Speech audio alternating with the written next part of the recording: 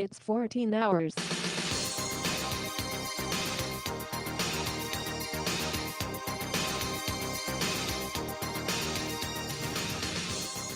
North to south, coast to coast, around the world. This is the Wells Report. We bring you the news. We analyze the news for fact. I make commentary.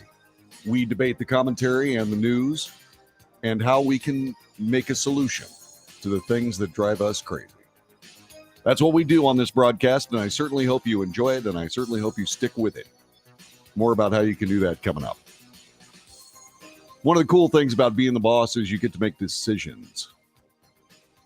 And when you're making decisions about news as the managing editor of something like the Wells Report, well, you get a chance to do something that is important. And something important just happened in the White House press room. Matthew McConaughey, a guy I've been talking about for a while, just stood up and made one of the best speeches on societal responsibility, American values, and yes, gun laws that I've ever heard. And I'm going to share that speech with you right this minute.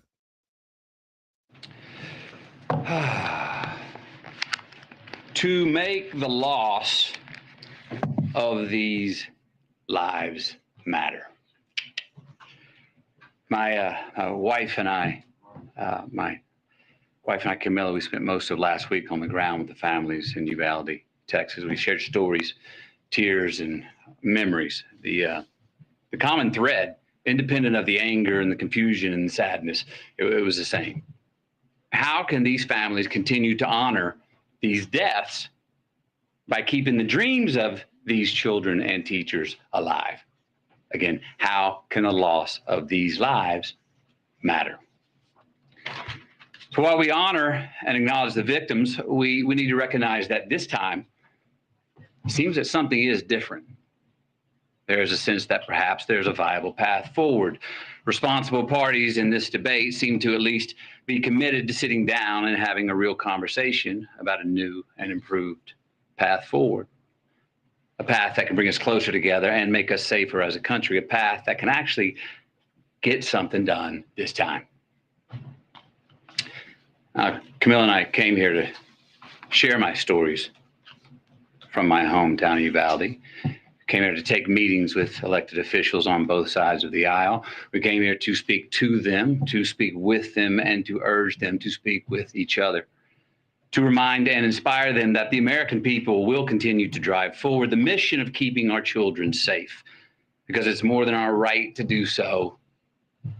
It's our responsibility to do so. I'm here today in the hopes of applying what energy, reason, and passion that I have into trying to turn this moment into a reality.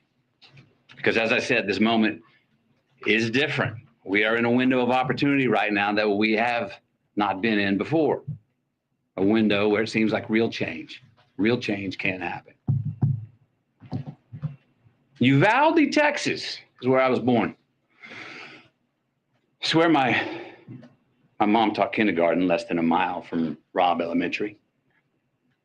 Uvalde is where I learned to master a Daisy BB gun. That took 2 years before I graduated to a .410 shotgun. Uvalde is where I was taught to revere the power and the capability of the tool that we call a gun. Uvalde is where I learned responsible gun ownership. Now, Uvalde called me on May 24th when I learned the news of this devastating tragedy. I had been out of cellular range, working in the studio all day when I emerged, and messages about a mass shooting in the town I was born in began flooding my inbox. In a bit of shock, I drove home, hugged my children a bit tighter and longer than the night before. And then the reality of what had happened that day in the town I was born in set in. So the next morning, Camilla, myself, and the kids, we loaded up the truck and we drove to Uvalde. When we arrived a few hours later, I'd say even from the inside of our vehicle, you could feel the shock in the town. You could feel the pain, denial, the disillusion, anger, blame, sadness, loss of lives, dreams halted. We saw ministries, we saw first responders, counselors, cooks, families trying to grieve without it being on the front page news. We met with the local funeral director and countless morticians who hadn't slept since the massacre the day before. They've been working 24/7 trying to handle so many bodies at once, so many little innocent bodies who had their entire lives still yet to live. And that is there that we met two of the grieving parents, Ryan and Jessica Ramirez. Their 10-year-old daughter, Alethea. She was one of the 19 children that were killed the day before. Now, Alethea, her dream was to go to art school in Paris and one day share her art with the world. Ryan and Jessica were eager to share Alethea's art with us and said if we could share it, that somehow, maybe that would make Alethea smile in heaven. They told us that showing someone else Alethea's art would in some way keep her alive. This particular drawing is a self-portrait, all right, of Alethea drawing with her friend in heaven looking down on her, drawing the very same picture. Mother said of this drawing, she said, you know, we never really talked to her about heaven before, but somehow she knew. Alethea was 10 years old. Her father, Ryan, this man was steady. He was uncommonly together and calm. When a frazzled friend of his came up and said, how are you so calm? I'd be going crazy. Ryan told him, he said, no, you wouldn't. No, you wouldn't. You'd be strong for your wife and kids because if they see you go crazy, that will not help them. Just a week prior, Ryan got a full-time line job, stringing power lines from pole to pole. And every day since landing that well-paying full-time job, he reminded his daughter Alethea, he said, girl, daddy gonna spoil you now. Told her every single night. He said, daddy's gonna take you to SeaWorld one day. But he didn't get spoiled with his daughter. Alethea, she did not get to go to SeaWorld.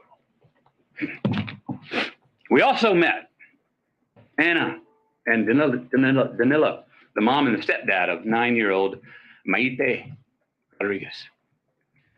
Maite wanted to be a marine biologist. She was already in contact with Corpus Christi University of A&M for her future college enrollment. 9 years old. Maite cared for the environment so strongly that when the city asked her mother if they could release some balloons into the sky in her memory, her mom said, oh no, Maite wouldn't want to litter. Maite wore green high-top Converse with a heart she had hand-drawn on the right toe because they represented her love of nature. Camilla's got these shoes. Can you show these shoes, please? Wore these every day. Green Converse with a heart on the right toe. These are the same green Converse on her feet that turned out to be the only clear evidence that could identify her after the shooting. How about that? Maite wrote a letter. Mom said if Maite's letter could help someone accomplish her dream, that then her death would have an impact. And it would mean her dying had a point and wasn't pointless. That it would make the loss of her life matter. The letter reads, marine biologist, I want to pass school to get to my dream college. My dream college is in Corpus Christi by the ocean. I need to live next to the ocean because I want to be a marine biologist. Marine biologists study animals and the water. Most of the time I will be in a lab. Sometimes I will be on TV.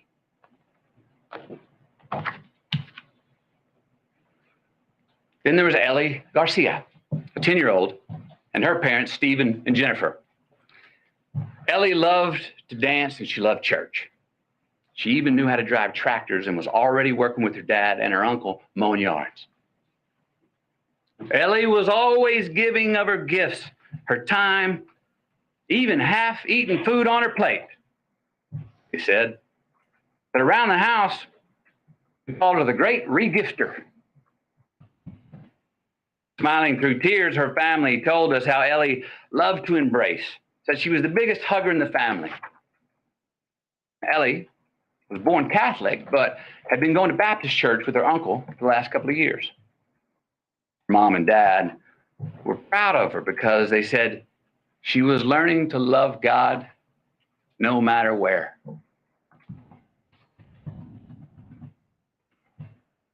A week prior to her passing, she'd been preparing to read a verse from the Bible for the next Wednesday night's church service. The verse was from Deuteronomy 6:5.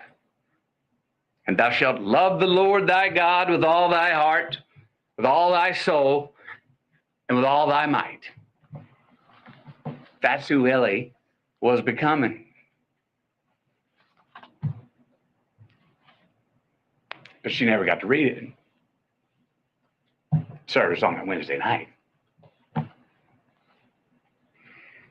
Then there was a fairy tale love story of a teacher named Irma and her husband Joe. What a great family this was. This was an amazing family. Camilla and I, we sat with about 20 of their family members in their living room, along with their 4 kids. Kids were 23, 19, 15, and 13. They shared all these stories about how Irma and Joe served the community and would host all these parties, and how Irma and Joe were planning on getting a food truck together when they soon retired. They were humble, hard-working people. Irma was a teacher who her family said went above and beyond and just couldn't say no to any kind of teaching. Joe had been commuting to and from work 70 miles away in Del Rio for years. Together, they were the glue of the family. Both worked overtime to support their 4 kids. Irma even worked every summer when school was out. The money she had made 2 summers ago paid to paint the front of the house. The money she made last summer paid to paint the sides of the house. This summer's work was going to pay to paint the back of the house. Because Irma was one of the teachers who was gunned down in the classroom. Joe, her husband, literally died of heartache the very next day when he had a heart attack.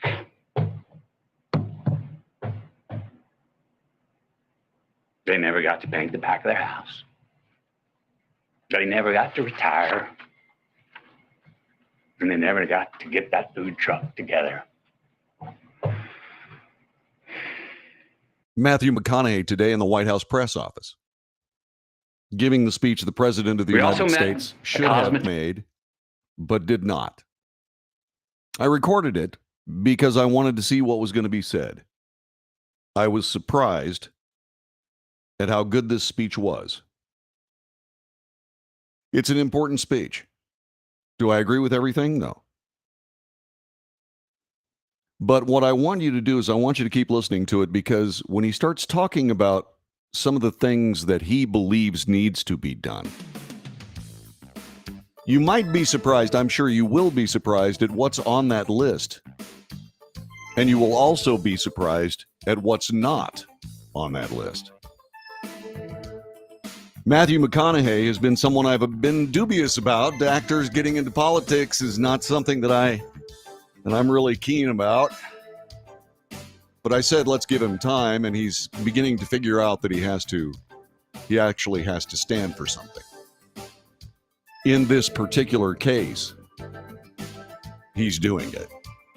Matthew McConaughey in the White House press office talking a little bit about this gun control or gun law package currently working its way through Washington, D.C. Has some very good things to say about it, and I am going to continue with this speech so that you can hear what he had to say as we continue on the Wells Report. Thanks very much for joining us today. Back in a moment.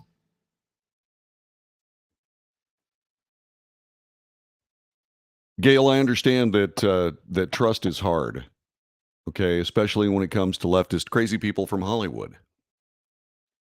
And you are justified in your skepticism. And I agree with it. But I want you to listen. I don't want you to believe him. I just want you to listen to what he has to say. Because in this particular speech, he talks more about the people of the United States uniting than he talks about violating the Constitution. And I got to be honest. I mean, this is the best speech I've heard on any kind of gun control or new gun laws that I've ever heard. Now, the problem with this is, and I'll say this on the air coming up a little bit later on. The problem with this speech is the fact that he's going to turn these solutions over to politicians who will very, very quickly politicize them and F them up because it's what they do. Okay? And yeah, I understand, Gail. Okay, so he may have said some things that were not necessarily American before, but I will tell you this. Everybody grows. I am not the man I was when I was in my 20s, in my 30s, even in my 40s. I became the man I am on 9/11/2001. And it took time. Right? And so once again, understand that this is not about politics. He's going to say that here in a minute. This is not about politics. As a matter of fact, he calls on people to rise above them, which is sort of like speaking Greek to a dog in Washington, D.C. The dog knows you're talking, but they don't have any idea what you're saying. And like I said, the problem with this speech is he's going to put it in the hands of politicians who are going to screw it up. They're just going to screw it up. But just keep listening. It's a good speech. Stand by. We're going back on the air here in about 20 seconds, right? And I'm glad you guys are being patient. And I'm glad you guys are listening. And you're listening to me tell you to listen. Because this is important. Or I wouldn't be doing it. I wouldn't steer you wrong like I told David. David, I won't steer you wrong. So listen up. Here we go.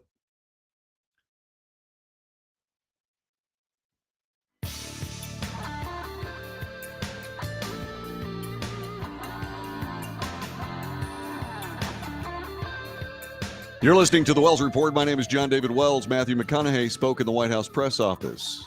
Perhaps the best speech I have ever heard, at least in the last 10 years, regarding weapons in America and their use by crazy people. Matthew McConaughey, earlier today in Washington. We also met a cosmetologist. She was well-versed in mortuary makeup. That's the task of making the victims appear as peaceful and natural as possible for their open casket viewings. These bodies were very different. They needed much more than makeup to be presentable. They needed extensive restoration. Why? Due to the exceptionally large exit wounds of an AR-15 rifle. Most of the body so mutilated that only DNA test or green Converse could identify them. Many children were left not only dead, but hollow. So yes, counselors are going to be needed in Uvalde for a long time. Counselors are needed in all these places where these mass shooters have been for a long time. I was told by many that it takes a good year before people even understand what to do next. And even then, when they become secure enough to take the first step forward, a lifetime is not going to heal those wounds. But again, you know what every one of these parents wanted, what they asked us for? but every parent separately expressed in their own way to Camilla and me that they want their children's dreams to live on, that they want their children's dreams to continue to accomplish something after they are gone. They want to make their loss of life matter. Look, we heard from so many people, right? Families of the deceased, mothers, fathers, sisters, brothers, Texas Rangers, hunters, Border Patrol, and responsible gun owners who won't give up their Second Amendment right to bear arms. And you know what they all said? We want secure and safe schools, and we want gun laws that won't make it so easy for the bad guys to get these damn guns. So, we know it's on the table. We need to invest in mental health care. We need safer schools. We need to restrain sensationalized media coverage. We need to restore our family values. We need to restore our American values. And we need responsible gun ownership. Responsible gun ownership. We need background checks. We need to raise the minimum age to purchase an AR-15 rifle to 21.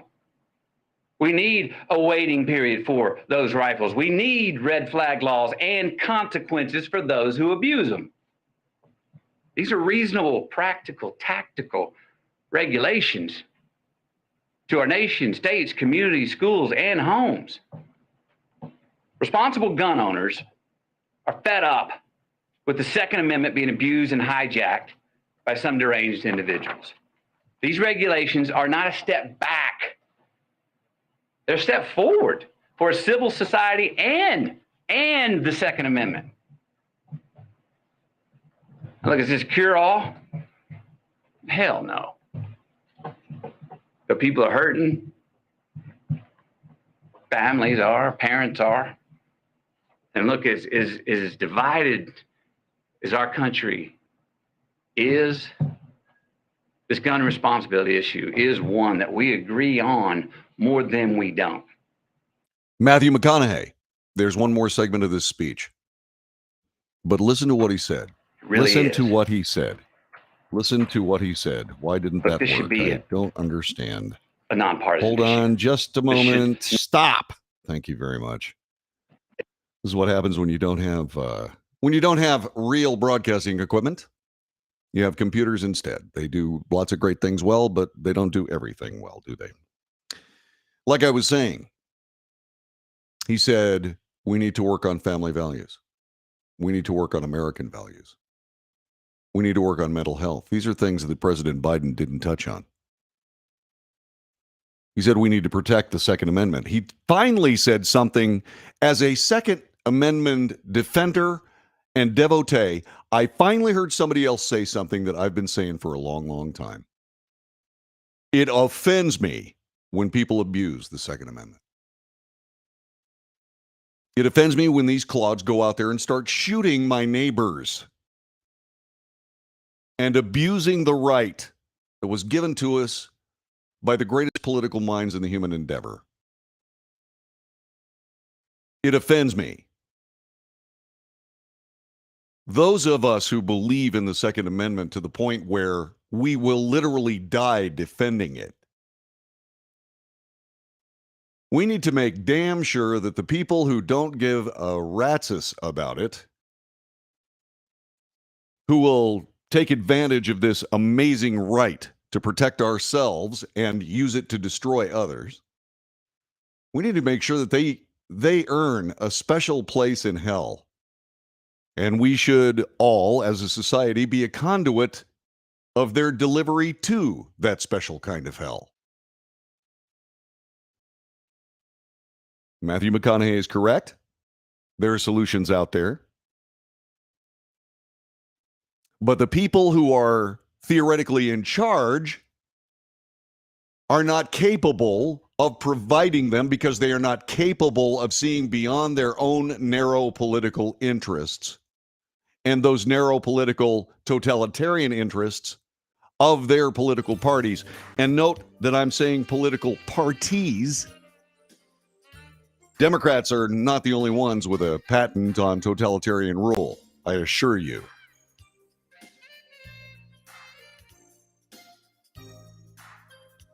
He talks about that in this next segment. Matthew McConaughey. He's an actor. But I watched what he was doing today. He wasn't acting. Was he reading? Yes. Was he acting? No. No? Very impressed with his speech. Do I agree with everything? No, I don't agree with red flag laws. They are abused routinely. There are a lot of things in here that can't happen, but there are a lot of things in there that can happen. I want to know from you what those things are and should be, and what those things are not and should not be.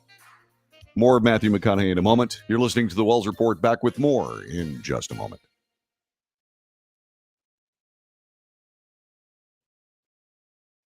So he says we have to have, he leads with mental health. He talks about family values. He talks about American values. Then he talks about background checks. He talks about raising the age limit. I don't think I have a problem with raising the age limit on an AR-15. Now, possessing one, I think that any kid that can handle a weapon should handle a weapon. But you know what? If they can't purchase one until they're 21, then the parents are responsible for what kids do with weapons that don't belong to them. In other words, the kids. The parents are responsible because those weapons belong to the parents. Now, that's not, well, the background checks they want could lead to a national gun registry. Well, David, they're already doing background checks. I don't think there's anything wrong with the background check system that we have right now. I don't think we need to add to it. I think what we need to do is make sure that that it actually happens. That's what I think. If I want to sell a weapon to a buddy of mine, somebody that I know, if I want to sell a weapon to a buddy of mine or one of my Texas State Guard brothers or what have you, by the way, I've sold 2 weapons to 2 Texas State Guard brothers. But they had background checks or they wouldn't be in the Texas State Guard. Anybody else I sell a weapon to, get a background check and we'll do business.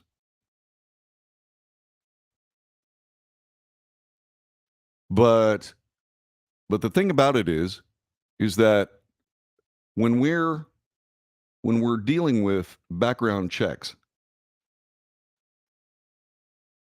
the only time there's ever a problem is when one's muffed or when one doesn't happen. Now, there are times when things do happen, and there are people that get through the system and then go out and do some horrific stuff. But that's where this responsibility thing he's talking about comes from. We, the people of the United States. Yeah, exactly. Get a CHL, skip future background checks. True. Absolutely, completely true. Is it a license? Yeah. Should there be a license for you to exercise a constitutional right? No, and hell no. Is it unfair? Uh-huh. Is it an abridgment? Is this some sort of extra constitutional hurdle you have to jump through? It sure is. Does it offend me? You bet it does. Do I have one? Uh-huh. I certainly do. Because I will go through all of those things to be a sheepdog for this society. And everybody that I know that has an LTC, a license to carry a CHL, feels the exact same way. It is something that I endure as an American to be a better citizen. For whatever that's worth. Back with more of this, and then we'll have some time to talk. Okay?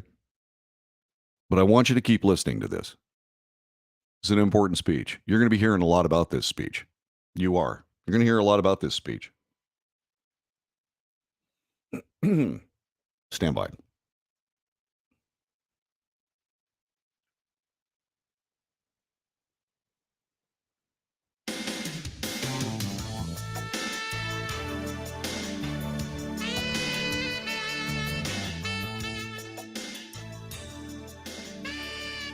You are listening to the Wells Report. My name is John David Wells. Matthew McConaughey made a brilliant speech today in the press office of the White House. We've been playing it in this first hour.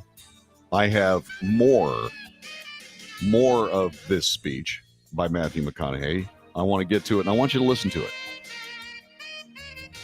I want you to listen to it. You don't have to agree with it, but I do want you to listen to it because this is the speech that President Biden should have given. Listen to what he says regarding politics and the political football that gun laws have become. Matthew McConaughey earlier today. It really is. Look, this should be a nonpartisan issue. This should not be a partisan issue. There is not a Democratic or Republican value in one single act of these shooters. It's not. But people in power have failed to act. So we're asking you, and I'm asking you, will you please ask yourselves, can both sides rise above? Can both sides see beyond the political problem at hand and admit that we have a life preservation problem on our hands? We got a chance right now to reach for and to grasp a higher ground above our political affiliations. A chance to make a choice that does more than protect your party. A chance to make a choice that protects our country now and for the next generation. We got to take a sober, humble, and honest look in the mirror and rebrand ourselves based on what we truly value. What we truly value. We got to get some real courage and honor our immortal obligations instead of our party affiliations. Enough with the counterpunching. Enough of the invalidation of the other side. Let's come to the common table that represents the American people. Find a middle ground, the place where most of us Americans live anyway, especially on this issue. Because I promise you, America, you and me, we are not as divided as we were being told we are. No. How about we get inspired? Give ourselves just cause to revere our future again. Maybe set an example for our children. Give us reason to tell them, hey, listen and watch these men and women. These are great American leaders right here. Hope you grow up to be like them. And let's admit it. We can't truly be leaders if we're only living for re-election. Let's be knowledgeable and wise and act on what we truly believe. Again, we got to look in the mirror, lead with humility, and acknowledge the values that are inherent to, but also above politics. We got to make choices, make stands, embrace new ideas, and preserve the traditions that can create true progress for the next generation. With real leadership, let's start giving all of us, with real leadership, let's start giving all of us good reason to believe that the American dream is not an illusion. So where do we start? We start by making the right choices on the issue that is in front of us today. We start by making laws that save innocent lives and don't infringe on our Second Amendment rights. We start right now by voting to pass policies that can keep us from having as many Columbine, Sandy Hooks, Parklands, Las Vegas, Buffaloes, and Uvaldes from here on. We start by giving Alethea a chance to be spoiled by her dad.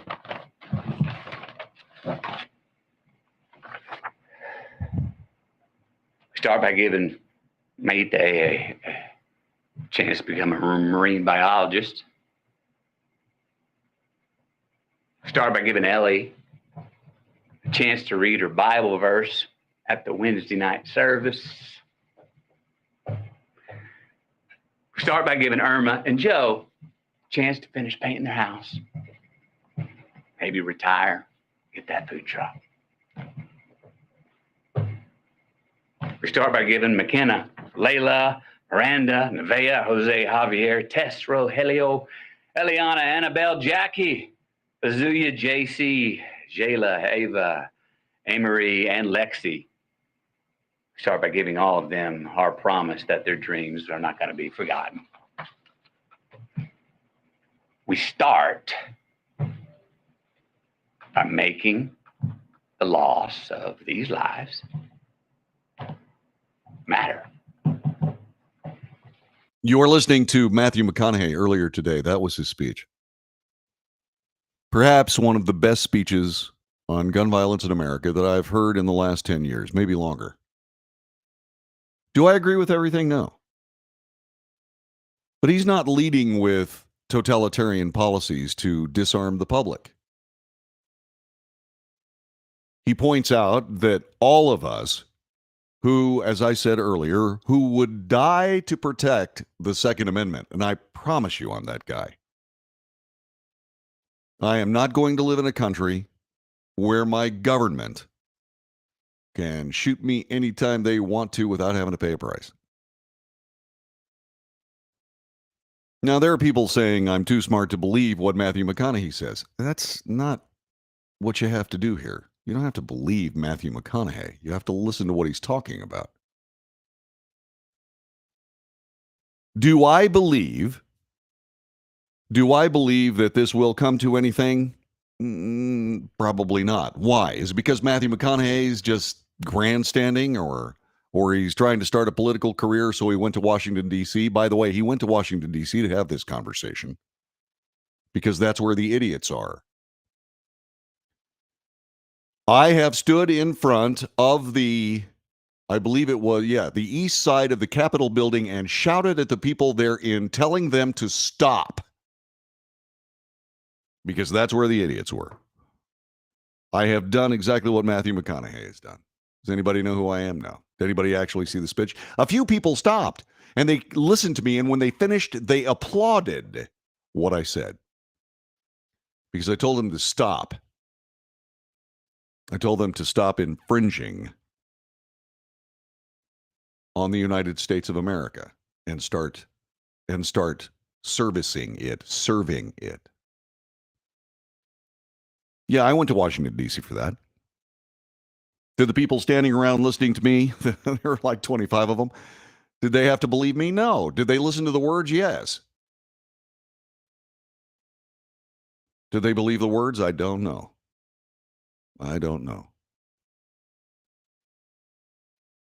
We have to protect the Second Amendment. It saves us from a tyrannical government, one we've already seen over and over and over again. COVID-19, the way they want to grab a hold of power that keeps all of us subdued and in their control. We absolutely have to fight that. This speech is good, well-reasoned, well-delivered, well-intentioned, and now is being put in the hands of people who can't see past their political nose. Matthew McConaughey does not talk about assault weapons bans, which is stupid. Assault weapon ban. Jesus. They're talking about all this. He did bring up some scurrilous things like, the exit wounds from an AR-15. You ever seen the exit wound from a 30-06? Come on. Don't be silly. So there are things wrong with this speech, but on the other hand, there are too many things right with it to ignore it. We need to make our schools safe enough so that a gunman can't get inside them. We wouldn't be having this conversation if our schools were properly prepared for the monster that lives outside and keep that monster from getting inside. We wouldn't be having this conversation if our schools were safe, but they're not safe, are they? They're not safe. They're not even particularly good, unless you're into some sort of social studies, sociology, gobbledygookian political inculcation for your kids. They're not learning anything.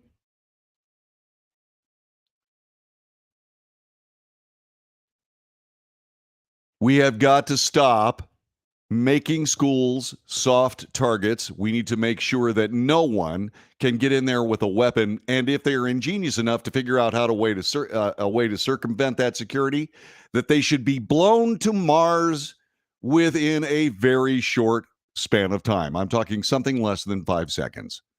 If you walk into a school with an AR-15, dressed in black, with murder in your eyes, you should get 2, maybe even 3 steps into the school before somebody shoots you in the head with a good 9mm. I'm not kidding.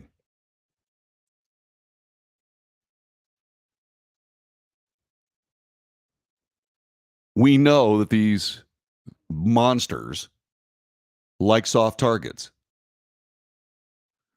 We must protect our kids at least as well as we protect our money.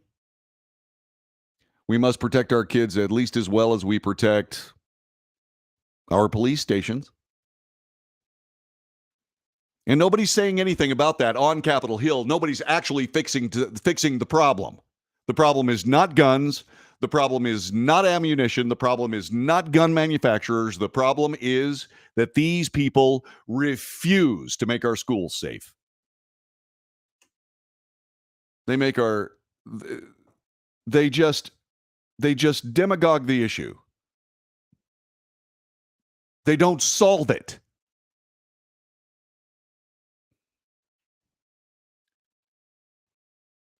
I have unfortunate news. Okay?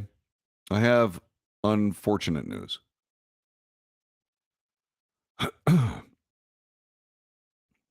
This was really disappointing. The President of the United States. Let me get this up here so I can read it. This is from Fox News. The President of the United States, for whatever reason, and I don't know what that is, the President of the United States was given a report talking about school security. The article goes like this. 21 people died in Robb Elementary School. President Joe Biden's response to the mass murder has been unsatisfying, even ambiguous. If he has viable solutions that do not expand the federal footprint in schools, he should articulate them and needs to explain why they would be better than ideas offered by local school leaders and law enforcement. This, by the way, from Jonathan Butcher. Okay? This is an opinion piece. The administration was light on school safety details before the disaster. Indeed, the best administration has been able to muster so far is to stipulate they weren't all that keen about the previous administration's approach, which focused on gathering ideas from state and local school officials. That less than helpful stance came in December of 2021 when the administration stamped a message across the top of a federally commissioned 2018 report on school safety. The message: this report is under review as of December 9, 2021. Some statements in this report do not reflect the current positions or policies of the Department of Education, Homeland Security, Justice, or Health and Human Services.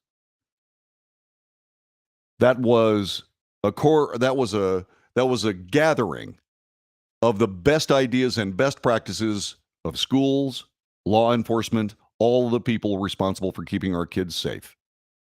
It was set aside as useless by the Biden administration and the Department of Education, the Department of Homeland Security, the Department of Justice, and the Department of Health and Human Services.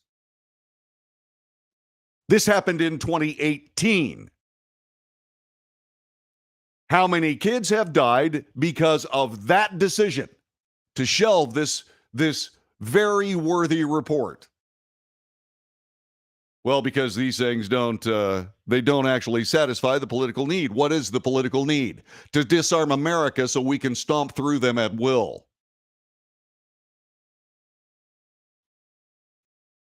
I'm going to make this absolutely plain. There are evil gunmen out there that do unspeakably horrible things to people they don't even know, their own neighbors, the children of neighbors. But they have accessories after the fact. In some cases like this, they have accessories before the fact. And those are the people who are trying to turn every one of their crimes into a way to turn America into a totalitarian society where they rule at will. That's why we don't have solutions. That's why we don't have safe schools. That's why we don't solve problems in America. We have leadership that exploits them. We do not have leaders that solve problems. We have leaders who exploit them.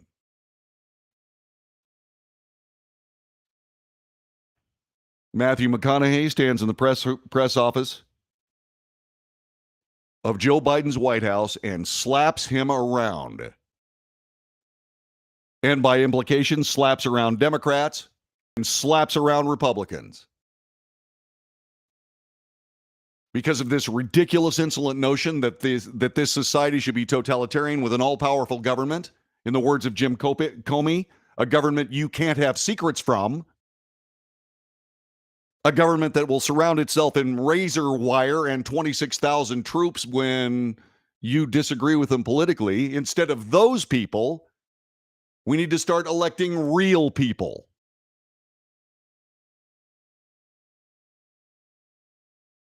And we simply must do that. We are making mistakes. The mistakes we're making are at the ballot box. We keep electing these clods. Why? We know what the solution is. Time to act on it. You're listening to The Wells Report. Back with more in a moment.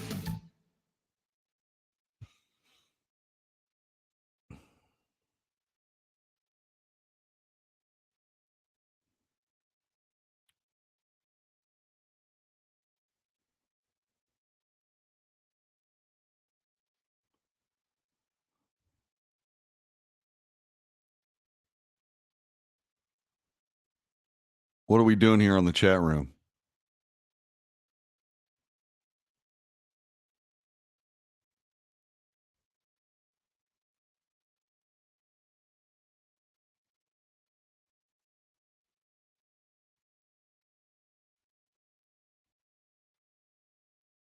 Yeah, I know that, Arthur. I know that.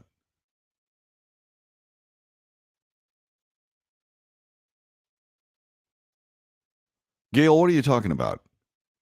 What did Ann say that you believe it's not a time for that? What is that? I want to mediate that if I can.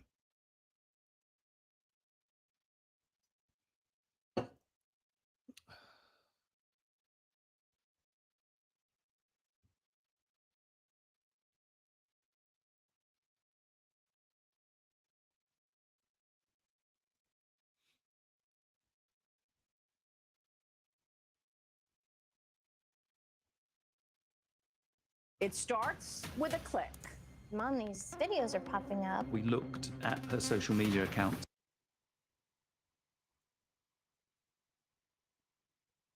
The superintendent has confirmed students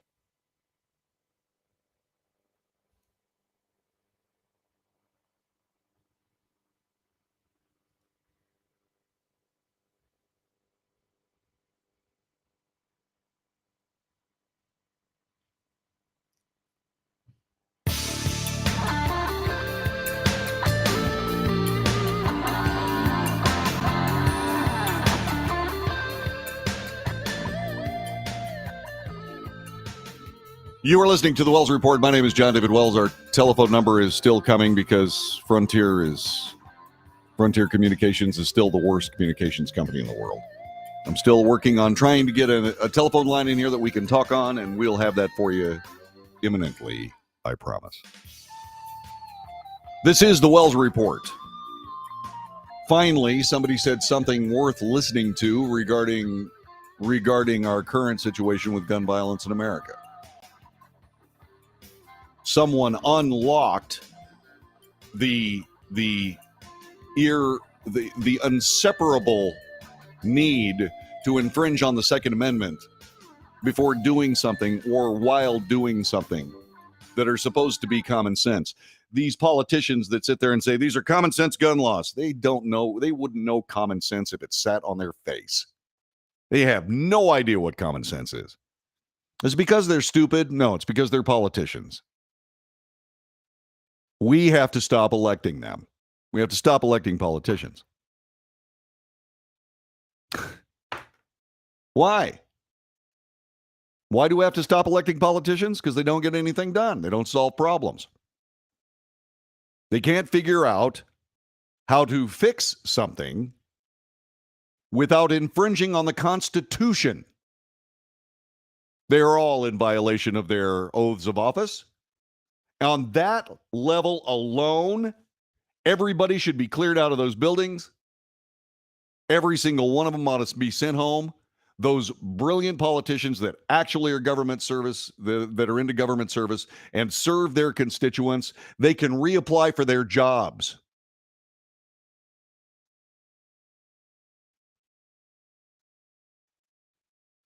But I got to be completely and totally honest with you. Either these politicians need to get off their dead butts and do something that serves America and protects and defends the Constitution, or they need to leave.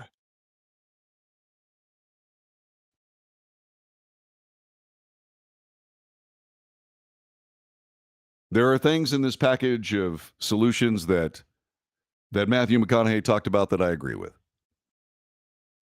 I don't think there's any problem whatsoever in waiting until you're 21 to be able to purchase a weapon of any kind.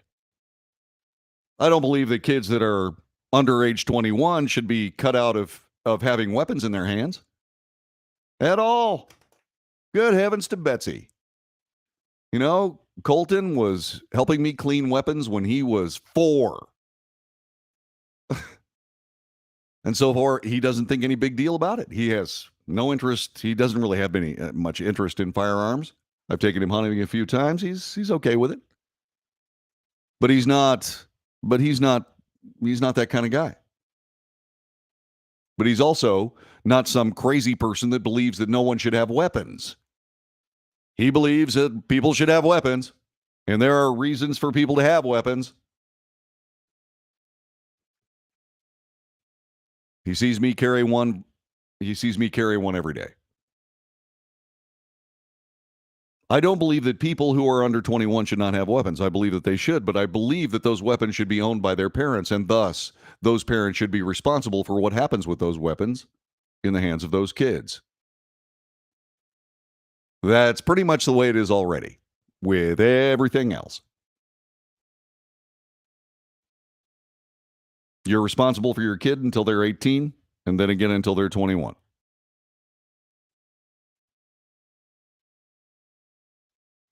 So I believe, indeed, that there are things that we could do. I don't think the background checks need to be expanded. I think they just need to be followed through on. I don't believe in red flag laws because of the stupidity that surrounds concealed carry laws in the United States. You see, when these people screw up, like saying, well, if you want to have a concealed weapons permit, you have to come and convince us that you actually have a reason. That means no sheriff is willing to talk to anybody about granting a concealed weapons permit. Oh, you're not in any trouble. Yeah, whatever. How many people of those people die in gun violence incidents? Too many. They didn't have a chance. They were rendered defenseless by these sheriffs. When they make decisions like that, they have long-term implications. Like, for example, there is no way that I believe there should be a national red flag law. That does not mean, however, that there shouldn't be state laws. And then people can vote with their feet. Regarding this particular issue, Texas Governor Greg Abbott, Florida Governor DeSantis have signed off on bills to make our schools safer, to harden the schools as harder targets. Both of those governors have already done that. And I want to repeat something that I just said. I don't care if a state has a red flag law. I don't care. But I sure as hell do care that it be a federal mandate from one end of the country to the other, because we are not the Federal Republic of America. We are the United States of America. The states get to make decisions. We need to make dang sure that that is protected. You've been listening to the Wells Report. I hope you've enjoyed it so far. There are 2 more hours of this. 2 more hours of this. We made a call, a last-second call, to let you hear from Matthew McConaughey, who made a brilliant speech today. You'll be seeing it on the news. You'll be hearing it on the news later today. But you had it first right here. Thanks very much for being a part of this broadcast. It's a good one. We can get some work done here. Let's do it. All right.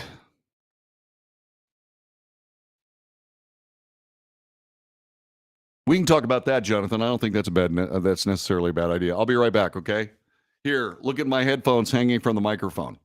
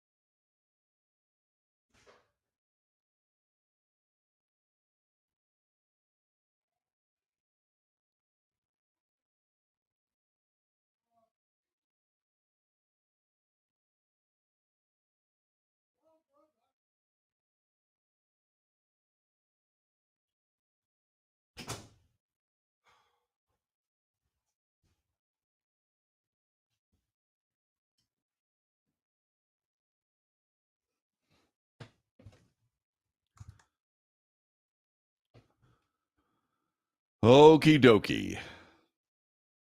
Yeah, we don't want to take driving away from 16-year-olds even. The reason why? We want them out of the house. Sorry. I was having a temper tantrum. Now, by the way, for all those people that got a hold of the stack of stuff today, we're going to start at 14:06. All right, so we're going back to the beginning of the broadcast. All right.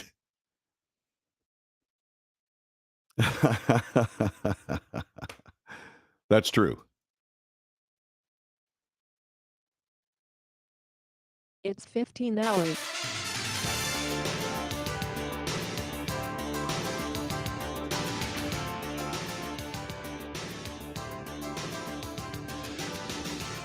North to south, coast to coast, around the world, this is the Wells Report. My name is John David Wells. On this broadcast, we bring you the news. We analyze the news for fact. We give you the facts. I make commentary on both the news and the facts. And, oh, by the way, from there, what we do is we debate the commentary. I make commentary and we debate the commentary. That's what we do on this broadcast.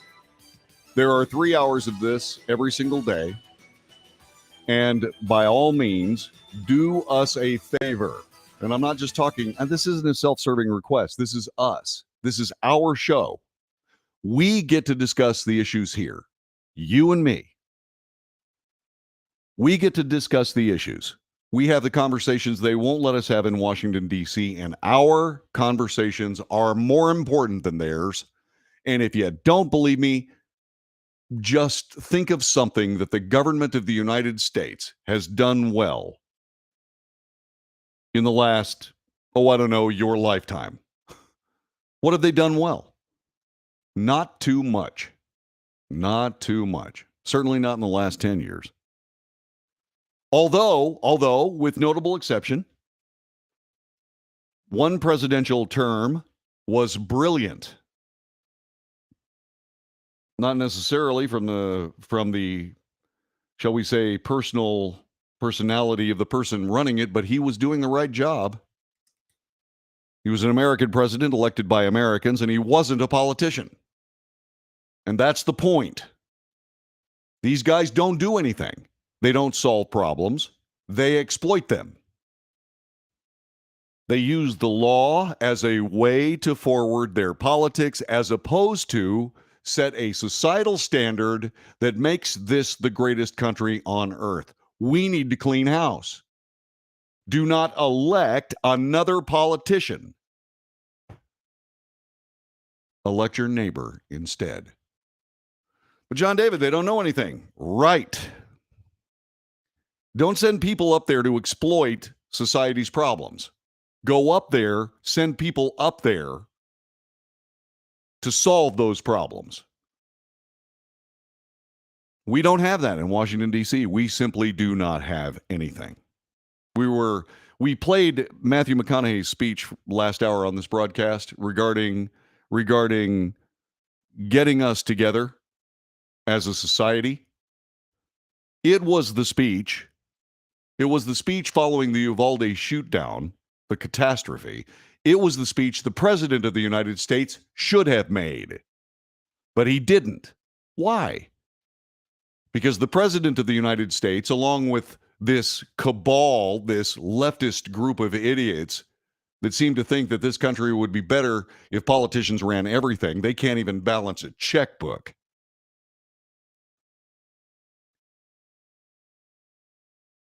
What we have is this mess up there, and we have to stop it. Matthew McConaughey made this very good speech today. You're going to be seeing a lot of it. It'll be on every newscast everywhere in the United States.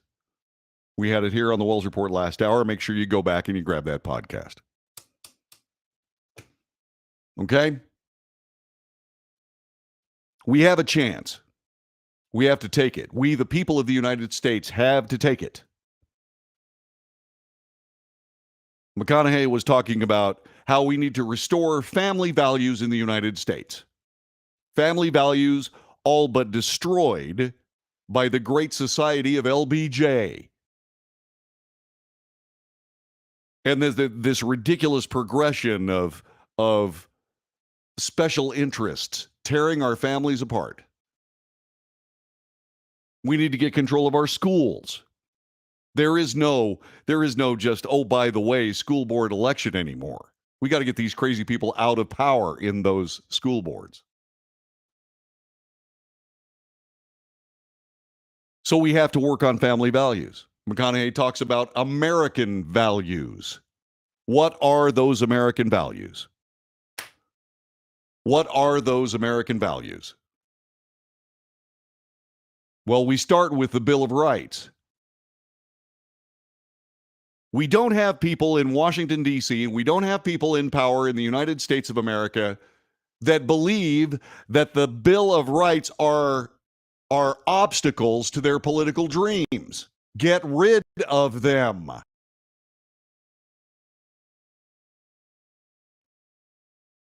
Matthew McConaughey actually talks about safe schools.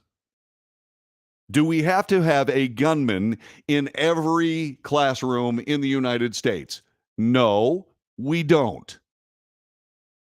But we have to empower teachers, not gunmen, teachers who have concealed weapons permits already. We have to make sure that they can protect those kids should they choose to. They need to go through special training. We've done this in Texas. Other places around the country have done that as well. We need to continue that. We need to find people that will empower those people as opposed to obstructing them. Those are not politicians. Those are your neighbors. Those neighbors will empower those people to protect your children as opposed to leaving the barn door wide open and then trying to illegalize horses because the dumb things keep running out of the corral.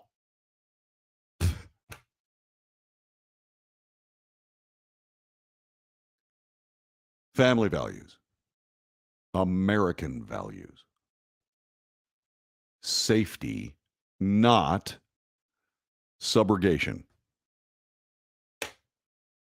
Safety for our kids. Make those schools safe.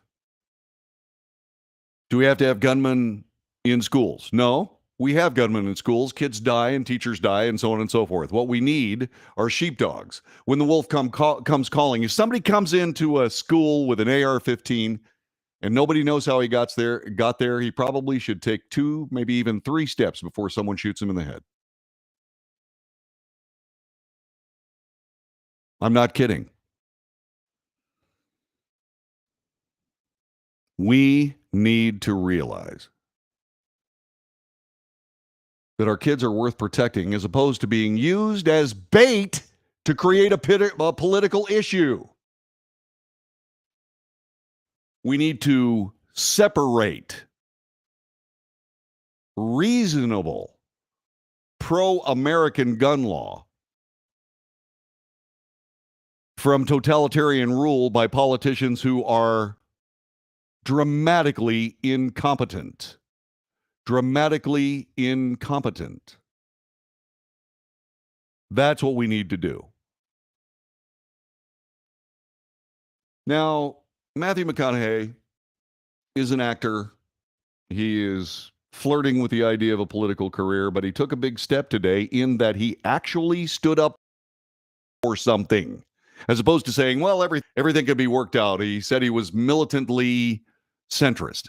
There's no such thing. You can't win a tug of war from the middle. You have to be on one end or the other, and he's beginning to realize that. He's not the only one. Let's think about, say, Elise Stefanik. Who is she? Elise Stefanik, who is she? Well, she's the House Republican Conference chair. She's joined by Representative Richard Hudson, another Republican, and Representative Carol Miller, another Republican, introducing the Firearms Proficiency and Training Act. The GOP lawmakers say their bill will empower Americans training, safety, and storage of firearms rather than forcing them to submit to totalitarian anti-gun, anti-defense, anti-tyranny proposals. As Democrats, this is a quote from Ms. Stefanik, Representative Stefanik. As Democrats rush to push their radical gun control agenda, I'm proud to lead the charge in introducing legislation to promote gun training and safety. This bill will empower gun owners by incentivizing them to purchase gun safety and storage equipment, as well as training and safety courses. Congress should enable all Americans to safely exercise their Second Amendment rights, rather to infringe on those constitutional rights of law-abiding American citizens. There's nothing wrong with that. And remember, the left attack on the Second Amendment is going on concurrently with the left attack on the First Amendment and the Fourth Amendment and the Fifth, Sixth. All of them. We have people leading, quote unquote, leading America that hate it, that see the Constitution and the Bill of Rights as obstacles rather than empowerments. We have got to clean house. And we also have to clean Senate.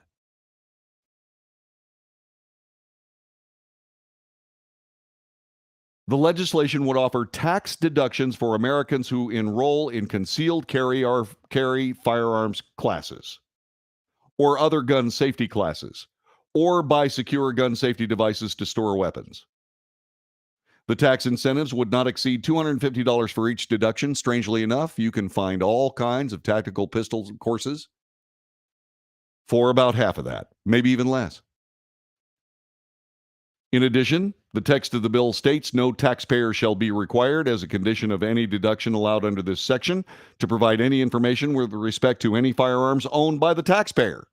It's none of the government's business to know what weapons you have. None.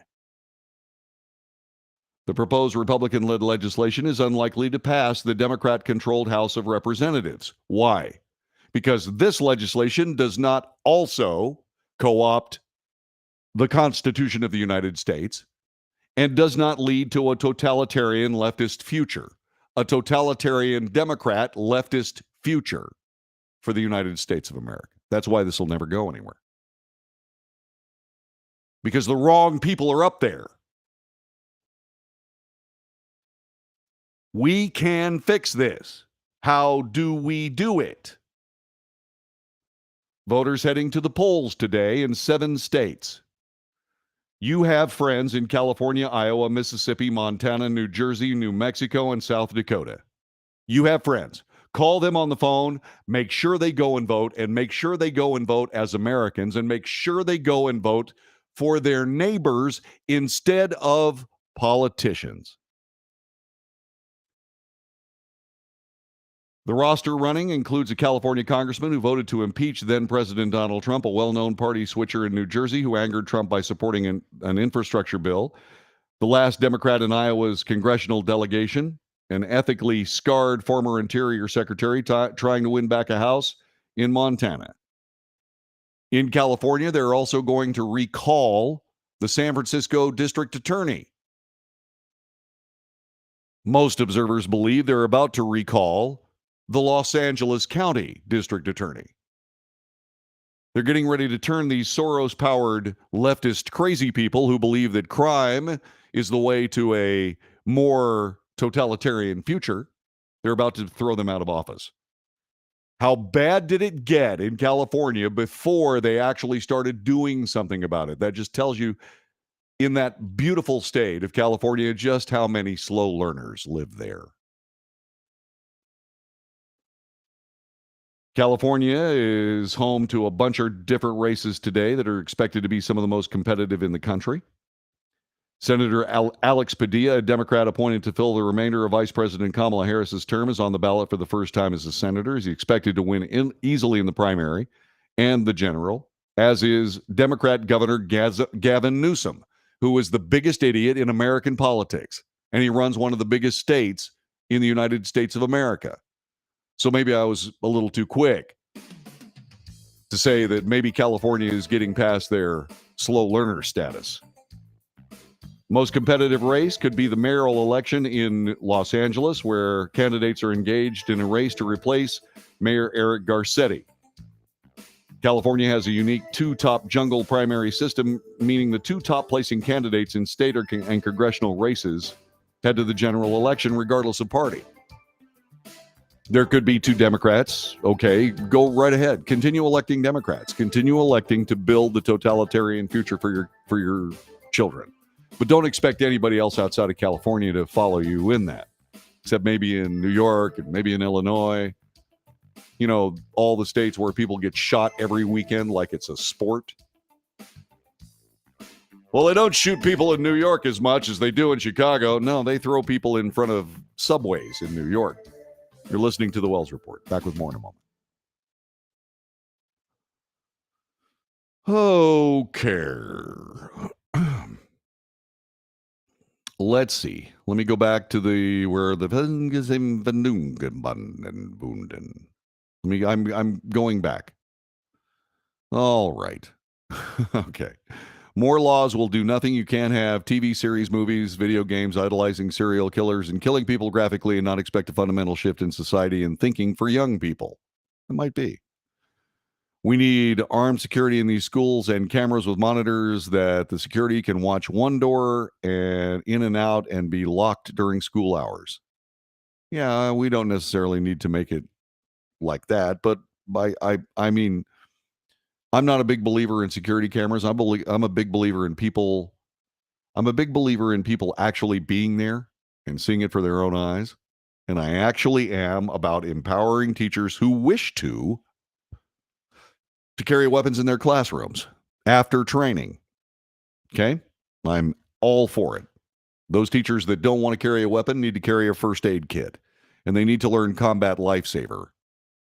They need to be able to plug up a gunshot wound, and they need to be able to get these victims instant, advanced quality first aid. See what else?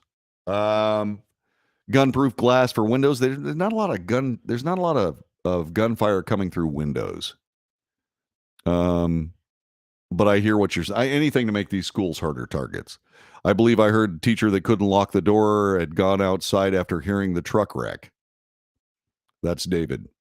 School security happens at the local level. If a person is in doubt, they should attend a school board meeting and get involved. Yep. Add a breakdown of the family, demonization of men with toxic masculinity garbage. I'm surprised we don't have more people going postal. Me too. Kelly Lyons makes the show. Replying to Cleo, or we could hire more ex-military as teachers. I mean, don't get me wrong. I learned more from my military instructors in ROTC than I learned in just about any other classroom. Arm the schools to the teeth will be a no-go if actual students go to that school. They will know how to get around it. I don't know. Cleo, we need security watches, TV monitors, cameras to see if anybody looks like they have a gun and get ready to take action. The problem with that is they have to get ready to take action. We've seen what happens when police officers are getting ready to take action. It took 45 minutes for them to take action. And finally, the Border Patrol said, we'll take care of this. And they just walked right past the police. That's what happened in Uvalde. We need God back in the country. Yes. We need family values. We need American values. And God is an American value.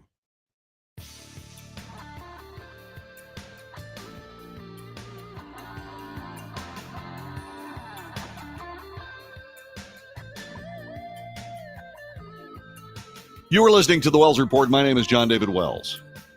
Yeah.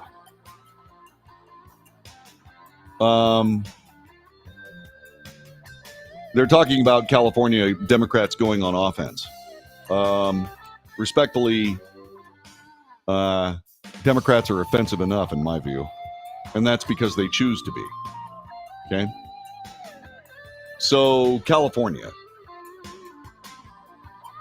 We're talking a little bit about the primaries today.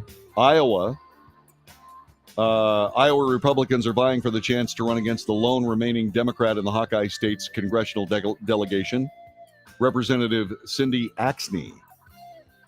GOP State Senator Zach Nunn is the front runner in the race against political newcomer Nicole Haslow, a financial services professional. Nunn, a veteran, has the backing of several current members of Congress and the former Secretary of State Mike Pompeo. Construction consultant Gary Leffler, who's also running in the primary, was at the Capitol January 6th, but did not enter the building. In Mississippi, the 4th Congressional District, Representative Steve Palazzo faces a primary from 6 candidates, including Jackson County Sheriff Mike Ezell. The 6th-term representative is under investigation by the House Ethics Committee for misspending campaign funds and his official congressional allowance for misuse of office, according to the Clarion Ledger, which is one of the newspapers there. Palazzo has dismissed the allegations as politically motivated. Maybe. Former Interior Secretary Ryan Zinke, who served 2 years in the House before joining the Trump cabinet, seeks a return to Congress. He's the favorite to win the new congressional district Montana was awarded thanks to population shifts determined by the 2020 census.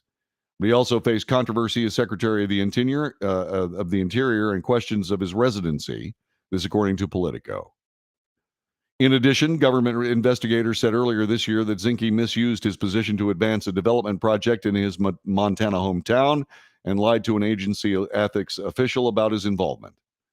Zinke's campaign called the report a political hit job at the time.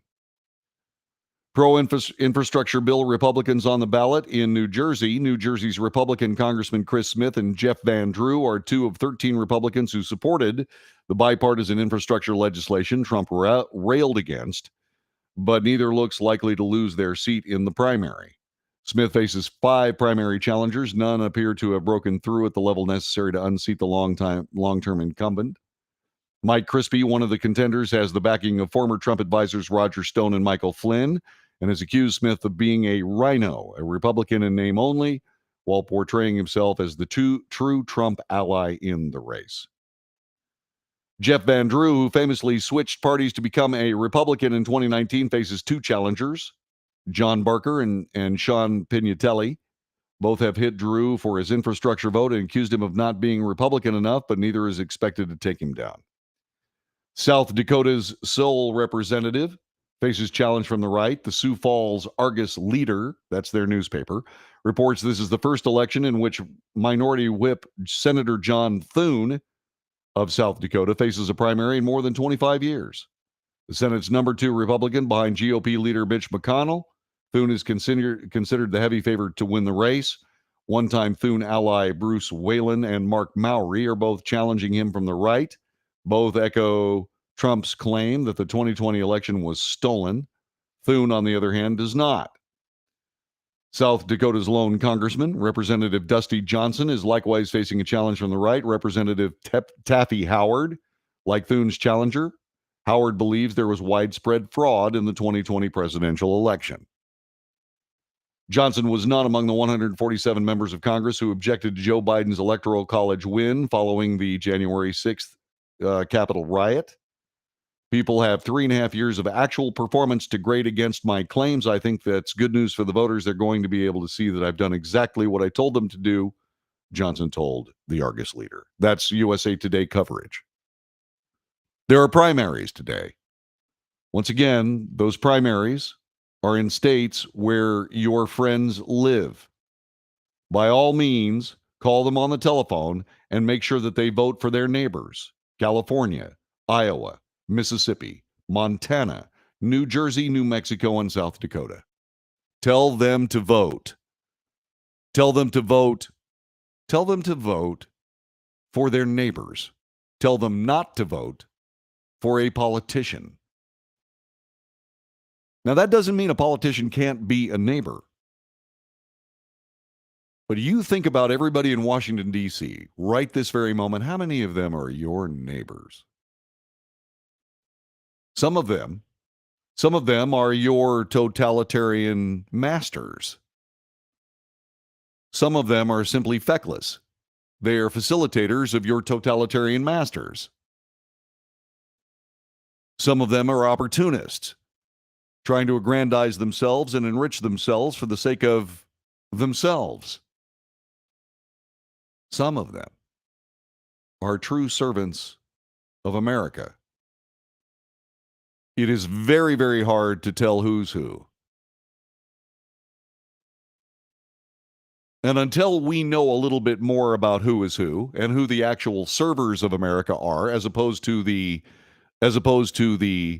destructors of America, I say we get rid of all of them. The cream will rise to the top. There will be politicians, the ones I'm talking about, the good ones, that represent their constituents as if their jobs depended on it. They can reapply. But what we need to do more than anything right this minute is we need to make sure that anybody running for public office, we need to make sure they know that they're running for an American office. not a socialist office, not a totalitarian office, and I dare say, not even a Republican or Democrat office. They're running for an American office. They're running for an office created by the greatest political document in history, the Constitution and the attendant Bill of Rights. And if they don't know that, don't vote for them. The good thing about politicians, if there is a good thing, they've already shown you whether they are pro or anti-Constitution. Act on that information today. It's an important thing for you to do. So by all means, do it. You're listening to The Wells Report. My name is John David Wells. More of this broadcast continues in just a moment.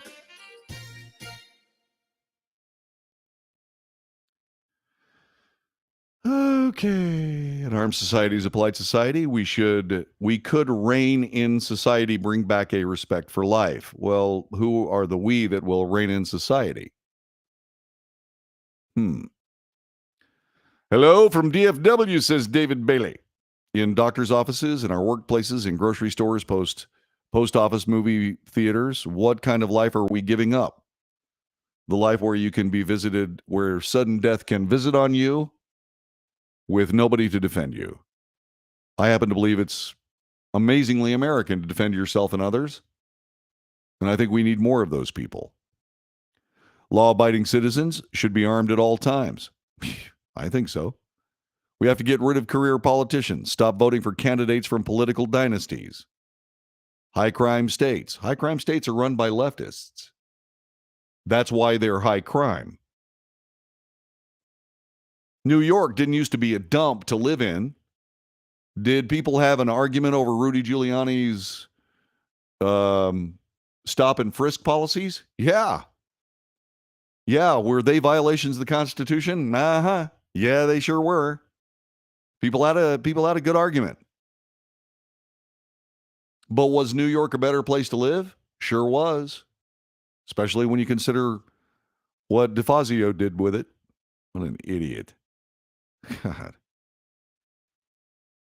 Could the problem be that the schools have gotten too big, making them more of a target? No. No, the schools are unsafe. They're already a target. Now remember, less than 30 people are usually killed in these school shootdowns. So when you're talking about any kind of school that has a gunman visiting it, yeah, you're talking about real small schools. A school with 50 kids, there you go. Let's see, replying to Jessica, nope, I didn't say the last comment. Someone else said bulletproof glass and all the other stuff. Okay. I only believed in armed teachers and ex-military as teachers. Okay. Replying to Cleo, bulletproof glass is very expensive, and then good guy snipers couldn't possibly take out the bad guy, and most of the shootings have been from inside schools. Correct. Do you want to feel more popular? Keep the promo code GVP CH53 R5J1 GQNQ for 10 free viewers a day. Promotions, rank systems, nice prizes, and more. Google us, get Viewers Pro. If you want to give up, write us, and we'll turn it off. Okay. So the rumors are true. JD is back. Yes, I am, Isaac Tate. You're going to be nice, right? I love you, dude. Read my post or the simplified plan that I put on the Wells Group page. Okay. So a total lack of security is the issue. Yeah, the schools are unsafe, Jessica. Now, that's if you believe that the teaching going on in schools is not unsafe as well. I believe that the teaching going on in schools is remarkably, irresponsibly, stupidly unsafe. But let's work on the physical plant security first. Yes, the only way to stop school shootings is to keep those idiots from getting into schools. Correct. I agree. I agree. Let's see, what else are we talking about today? Let's see, we talked about that. We talked about Yeah, let's do that. Yeah, let's go ahead and do that.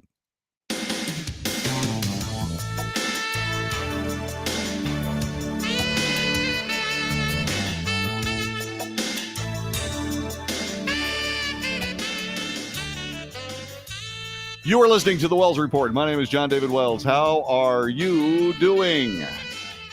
Yeah. We are bringing you the news. We are bringing you the facts. I'm making commentary, and other people are too. And then we debate the commentary. That is what we do. And strangely enough, we're actually pretty good at it. And so what we're doing here is we're talking a little bit about the things that we've been talking about. We talked about school safety in the first hour. We talked about that and a brilliant speech by Matthew McConaughey on the subject. He didn't bring up one totalitarian policy, one anti-constitutional policy. He called for a return to family values and American values. He said that we need to have, if we have gun law, it should protect the Second Amendment, not abridge it or infringe upon it. It was a good speech. If you want to hear what he had to say, all you got to do is go to the first hour of the Wells Report today, and you can download that and you can listen to that. By the way, while you're at it, hit like on this broadcast hour, and then share it with somebody. Also, hit that little bell. Ring that bell so that when we hit the air, you know that it's happening. Share this radio broadcast with your friends. Please. Please.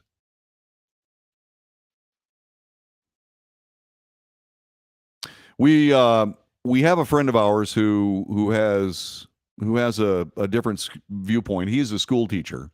We've been talking about school safety. He said, we all don't trust teachers to educate your kids, but trust teachers with semi-automatic weapons, really. Okay, so Isaac, you know as well as I do that there is political inculcation, political indoctrination going on in schools. That's what we don't trust. Schools are not political hothouses for young, upcoming politicians to essentially circumvent the Constitution. That is going on in your school right now, man. Okay? Do I trust all teachers? No. Do I trust the ones that already have concealed weapons licenses? Yes. Yes, I do. We can work on the curriculum later. But I tell you what, if you don't solve these problems, Isaac, you're going to be sitting in empty classrooms because homeschooling is becoming more and more and more popular. And if you don't believe me, just listen to Jessica Hamilton Kennedy. Okay? Will teachers get security pay? I believe that teachers who have a concealed weapons permit and the will to go through the training necessary to be able to defend kids should get paid a lot more. Okay? Are we required to run to the gunman? No. And I'm glad you asked that question, Isaac. It's one of the reasons why I like you so much. Okay? You're not. Teachers who carry CHLs, just like anybody else who has a concealed handgun license, CHL, you are not required to close distance with a shooter. You are not a police officer. Police officers are required to close distance with a shooter. It's one of the problems with the Uvalde shootdown. It took them 45 minutes to do it, and finally the Border Patrol said, we'll handle this, and just walked right past the cops. Oops! So will teachers get security pay? I will guarantee it. I absolutely will guarantee it. And not just people that have CHLs. If teachers go and learn real first aid that knows how to deal with a gunshot wound, knows how to stop bleeding immediately, and have the equipment to do it. These people who know how to start an IV right that minute. They will get the same pay that people carrying weapons will get. So yes, I believe they should. So let's talk a little bit about something else, okay? I want to thank the people that are on the chat room. we react. This is an interactive broadcast. This is interactive. If you send me an email, I will answer it. Unless, of course, I get 1,000 of them, in which case I will try to answer them. It's not easy. I remember I was doing that, and I was spending an hour or two answering emails, which is nice. Don't get me wrong, but I have to find a better way to do it. I just do. Okay?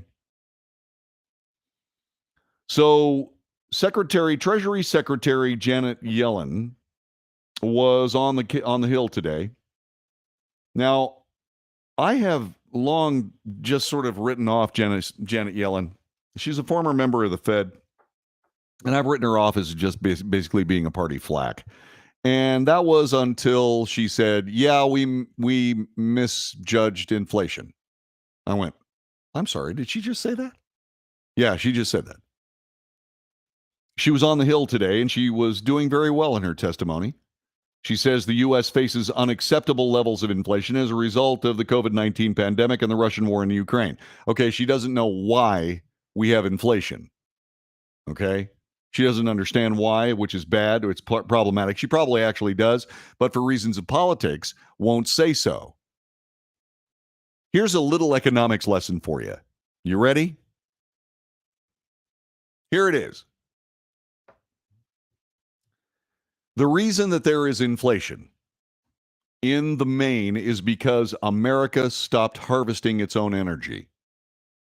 If you go back to the Jimmy Carter administration, the 1973 oil embargo is what caused American inflation, because gas went from literally 36 cents a gallon to in the dollar ranges. We had gas rationing. I mean, it was awful. Okay? But it was because of this base product. This is a mobile society. You have to have ways of getting around, and that's gasoline. And so, when the prices went through the roof at that time, during the Carter administration, started in 1976, inflation was already out of control because of oil prices. Now it's out of control again. Because of why? Because of oil prices. President Trump saw this. He knew what this was. It is nothing short of a dramatic national security issue. I'll give you some others. From an economic standpoint, we have got to start harvesting our own oil and gas and coal. It has got to be affordable so that we can have the energy to be able to run this amazing manufacturing and commerce engine. The most productive country on the face of the earth ever. And that takes energy. And we've got to quit saying that for some reason our use of energy is going to kill the earth. That's idiocy. So let's quit playing politics with our energy, and let's start using our energy, and let's start healing our economy, because that's how you do it. But there are other things. Why do we let China make all of our electronic microchips? We should be making those here so that we don't have sabotage in the microchips that we had in our military weaponry, which, by the way, we figured out China is not stupid. First, they steal the technology that anybody shares with them because they're manufacturing it. And then what they do is they reprogram the chips so that there's a back door. So that if, say, for example, a Chinese chip is inside an American rocket, the Chinese will simply turn the chip off. And the rocket will malfunction and will not hit a target in China. They're not stupid. We need to manufacture our own microchips so that we can actually have cars with American microchips in them. Why aren't we doing that? Well, I'll tell you why. Because we're playing politics. Politics with national security items. How is it that we have an out-of-control executive branch agency that will shut down an entire company that makes baby formula because of some egregious violation of one of their regulations that nobody ever heard of. They didn't realize that they were going to be shutting down the entire darn industry. A little Texas State Guard soldier saltiness almost got in there. So let's make this plain. The war in Ukraine has nothing to do with the American economy. Okay? Nothing. COVID-19 pandemic does have something to do with the American economy because leftist politicians, ably assisted by Republican politicians, shut down the economy. Shut it down. And now take credit for restarting it when they had nothing to do with anything. In fact, their particular policies are slowing down the recovery. It's demonstrable. So she's out there, Janet Yellen, talking about inflation being a problem, but not knowing where it comes from. Okay, let's just take the good with the bad, and the good is that she at least recognizes that inflation is a problem. Inflation, by the way, is calculated. Prices go up, and taxes go up. And where does that tax revenue go? Why? To the government of the United States. Do I believe that the government of the United States should collect taxes and be able to have that revenue? Sure. Do I believe that the government of the United States could ever actually collect enough tax? The answer is obviously no.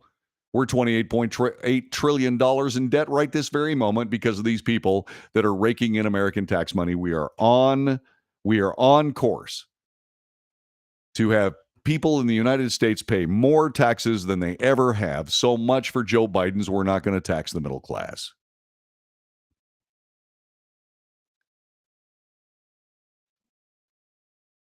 Okay, somebody says, hey, wait a minute. We do manufacture our own microchips? Yeah, we need to manufacture more of them. We're not manufacturing enough of them. They're not at a price point that American car manufacturers can use. So until that happens, I'm going to say we do have a problem with microchips, Yvonne. Just saying. Let's see, what else? Is that the, yes, that's the Yellen thing. I don't need that one anymore. I need this one. Okay? Supply chain issues are worsening, according to a report, pushing inflation higher. As inflation continues to surge across the U.S., consumers report they've struggled over the past year with price increases as well as shortage in common goods. This from Morning Consult, a business intelligence company. Inflation reached a new 40-year high in March for the fifth straight month, according to the Bureau of Labor Statistics data, rising to 8.5% nationally. Are you flippin' kidding me? This, by the way, is an old article, but it's worthy of us listening to it. Bottlenecks have loosened for a handful of product types due to fortified supply chains and cooling goods demand. Consumers reported increasing difficulty in obtaining products in categories like groceries, house-related items, and vehicles. The categories account for a relatively large share of spending, in turn playing a major role driving up overall inflation. Yep, supply chain issues. I got to give credit to Stuart Varney of Fox Business. Okay, because he finally said something that cut to the chase. Okay, which is excellent. Here it is. Stuart Varney ripped into the Biden administration for claiming America has achieved the most robust recovery in modern history. Varney blasted that statement as desperate political spin. Stuart Varney, I call this a desperate political spin operation. Biden is completely ignoring the vicious inflationary spiral that we're now in, which is a real danger to the economy. It could kill it. He's ignoring the interest of spin. Look up a map of the U.S. and you can see where there are $5 per gallon handles now applies. It's 13 states plus the District of Columbia. You're already at $5. In California, you're past $6 for fuel. So that is an inflationary spiral that hurts working people. The president is digressing. He's trying to claim some robust economic recovery and ignoring the inflation problems. And that is a serious problem. He is correct.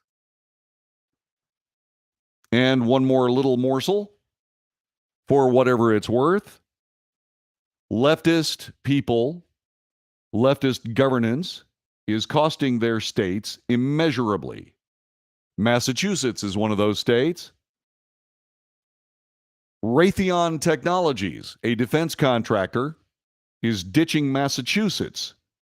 They're going to establish their new global headquarters in Arlington, Virginia.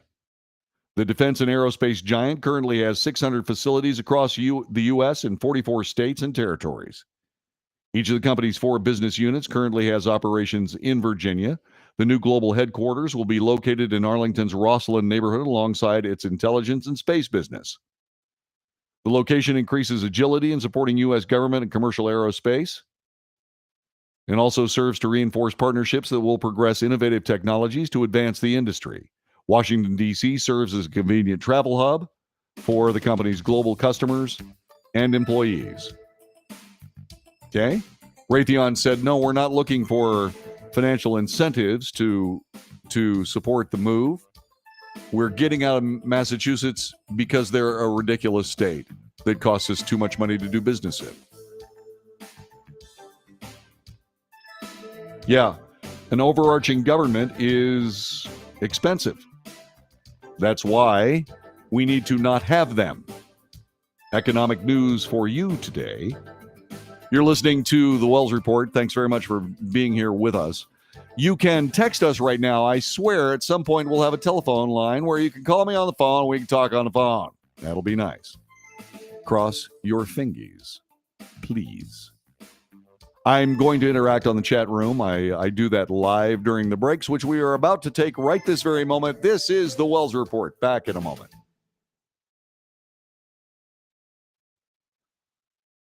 And just like that. Okay, so what about? Yes, will teachers get security pay? Yes. Homeschoolers had another huge influx during COVID, and after Uvalde, there's been another influx. Yes, and there should be. Should be. Schools are unsafe.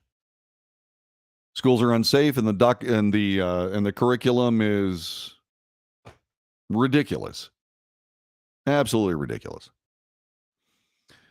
Let's see, indoctrination is not happening. I'm speaking from 2 decades of experience. I'm here to tell you if it doesn't happen, we simply don't have time to indoctrinate. Thanks and good luck. Thank you very much, Isaac. I appreciate it.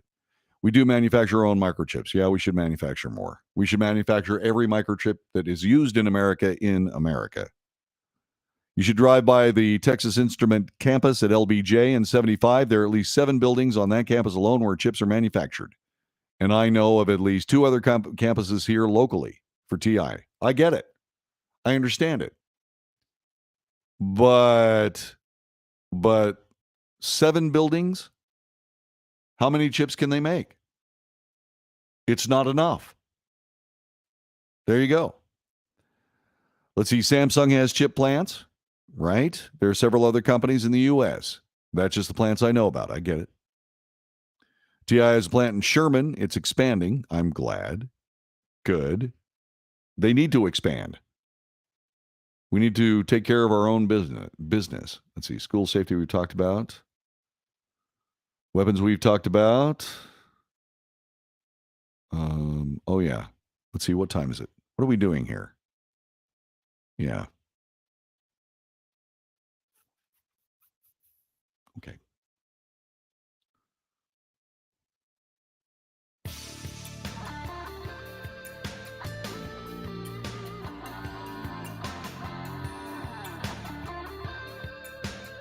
You are listening to the Wells Report. My name is John David Wells. President Biden had a bad day yesterday, which is sadly nothing new.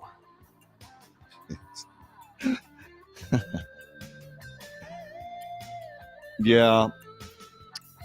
Yesterday was the 78th anniversary of D-Day. 78th anniversary of D-Day. The longest day. It is amazing. It is absolutely amazing what happened on that day on beaches called Utah, Omaha, Juno, gold. It was a slaughter. But it was also successful. Tom Brokaw called the people who fought there and everyone who took part in the Second World War the greatest generation. They stared down two global superpowers, defeated them both in 4 years. 4.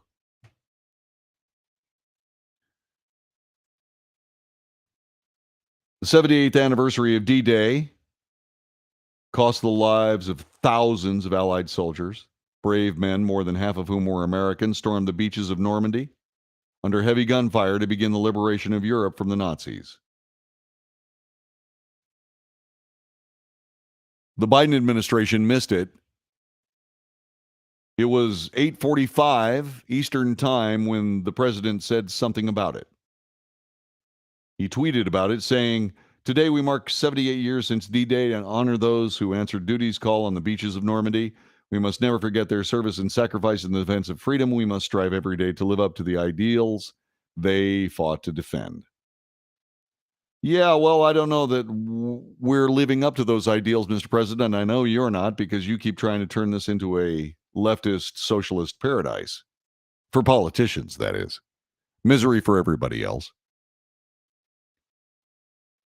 Conservatives jumped all over it. He has like 70 people who handle his social agenda. None of them thought to post something about the most important day, one of the most important days in history until 8:45. Really?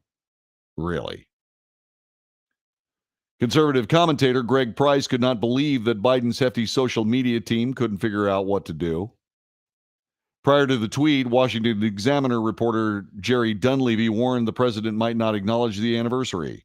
I noted last year that Biden didn't commemorate D-Day.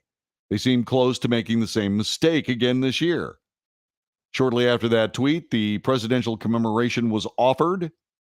I wonder if the president knew that he offered it. You know, something tells me he didn't. At 8:45, he's probably sleeping. So somebody in the guise of Joe Biden sent that out. Yeah. There you go.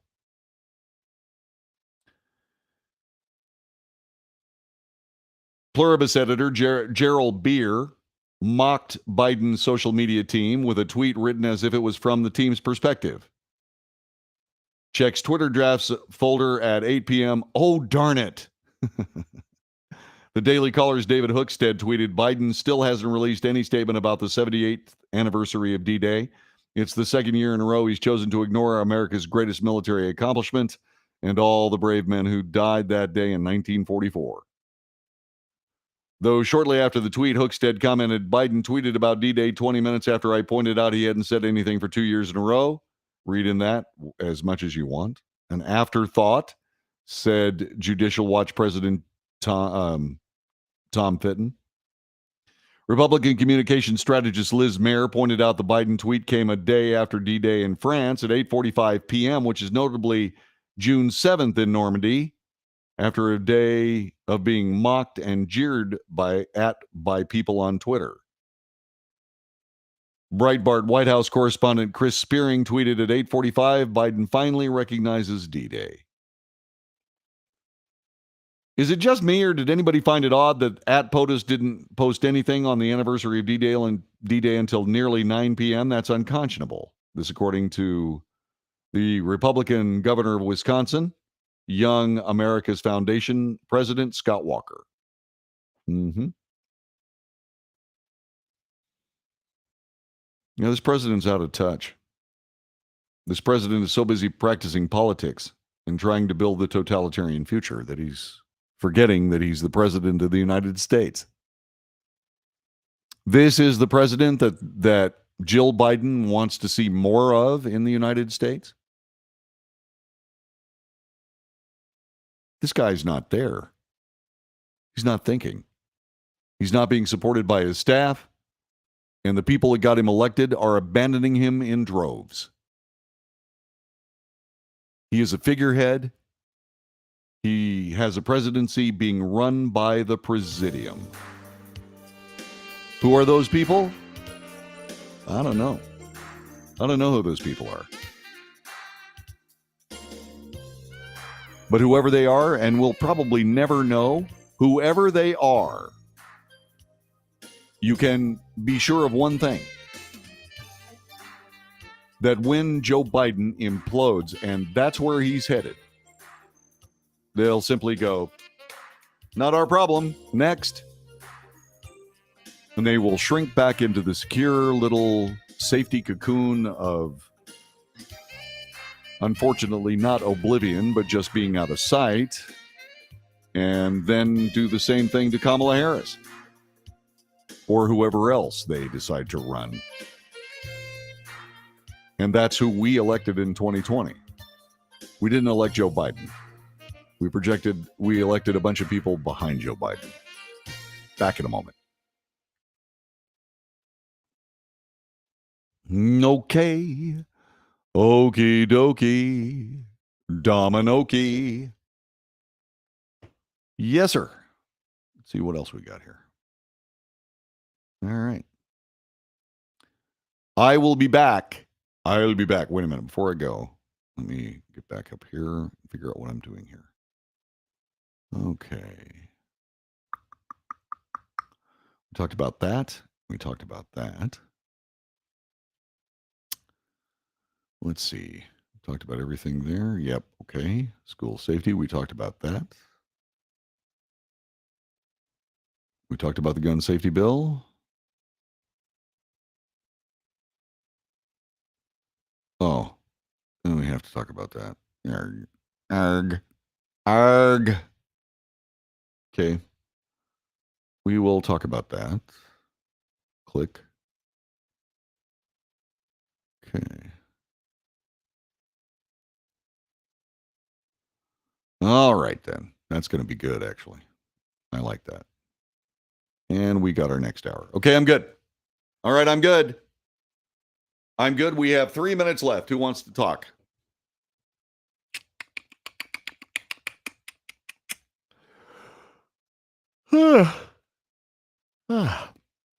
Let's see. So this is Tuesday, correct? So this means this is my 5th show since I've been back. Is that correct? Let's see. Where's my phone? Why, look, it's right here. Let me do this.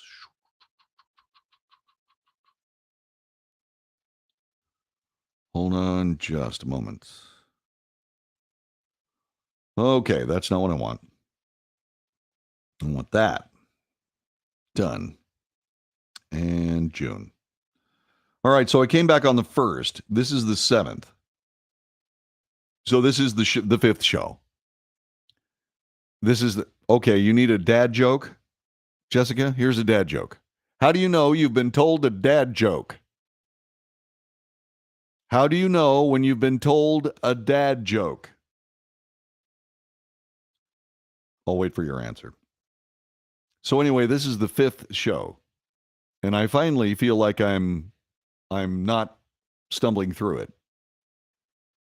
This is the 5th show. I think this is probably a pretty good show.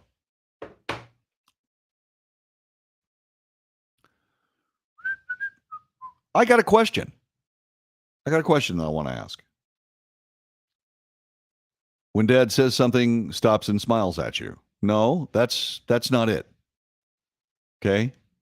Here is the joke. How do you know when you've been told a dad joke? When it becomes apparent.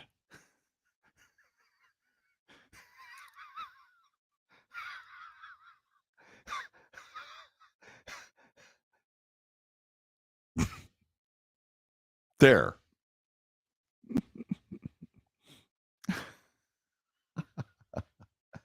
How do you know when you've been told a dad joke? When it becomes apparent. Oh, I know. Isn't that ridiculous? Isn't that just ridiculous?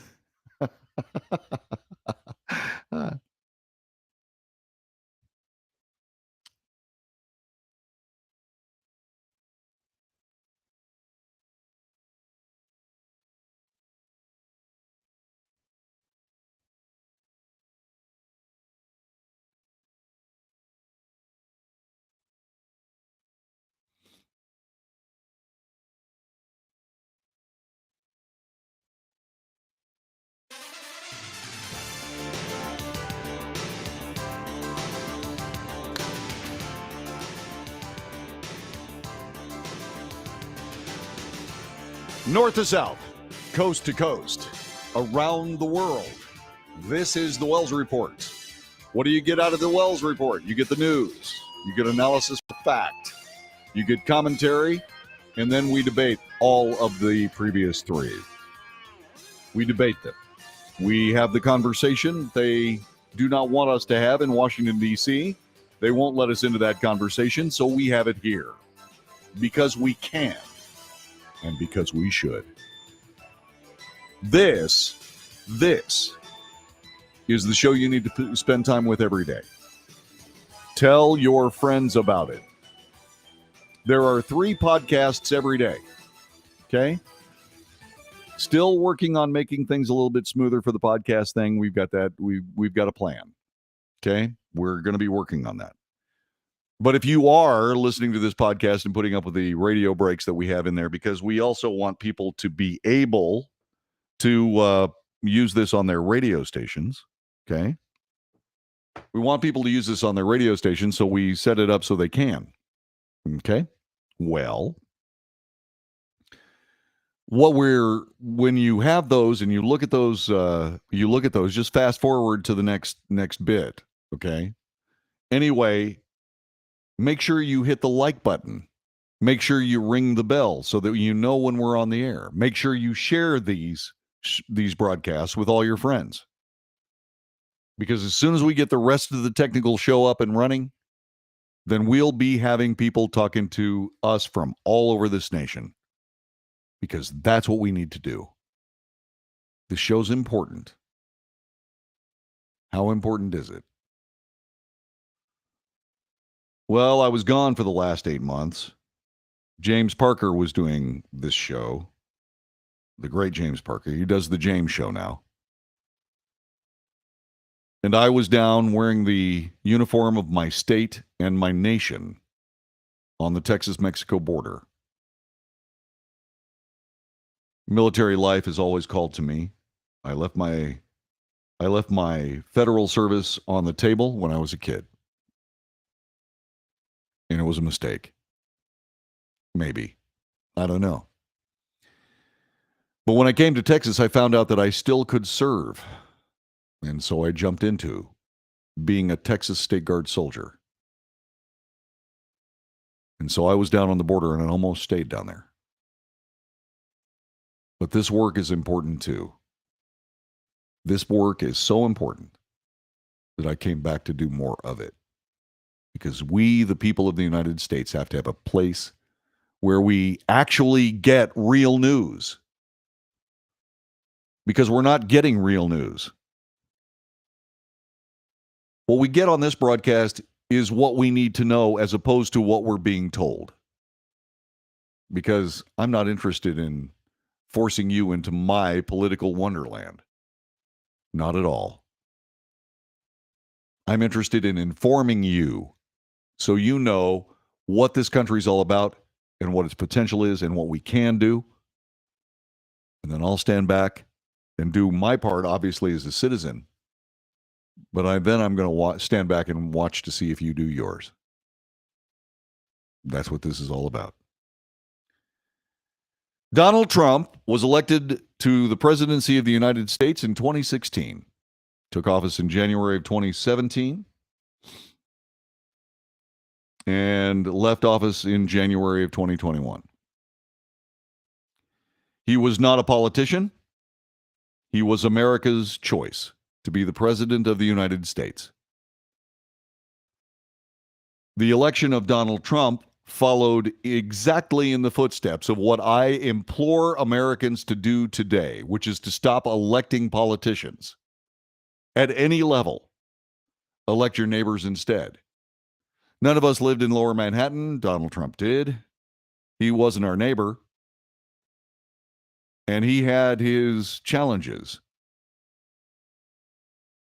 But he was a very, very American president, as opposed to being a globalist president, or opposed to being a Republican president, or opposed to being a Democrat president. We now have a leftist, progressive, socialist, anti-American, fascist president. And why we have that? Well, you'll just have to search your memory banks for that. But Donald Trump changed everything. He exposed the countless anti-American, quote, leaders, unquote.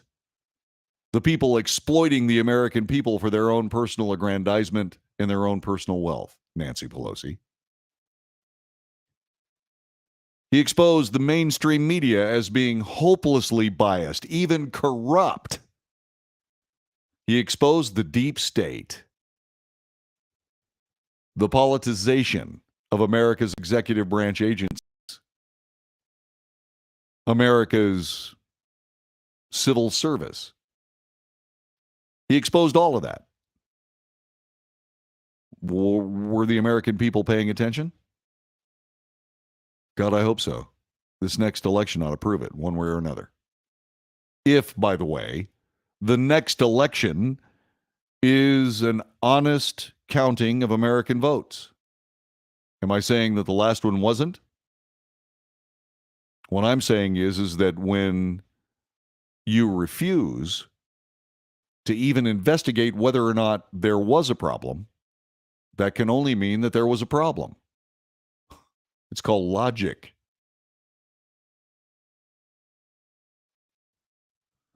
But let's leave that where it is right now.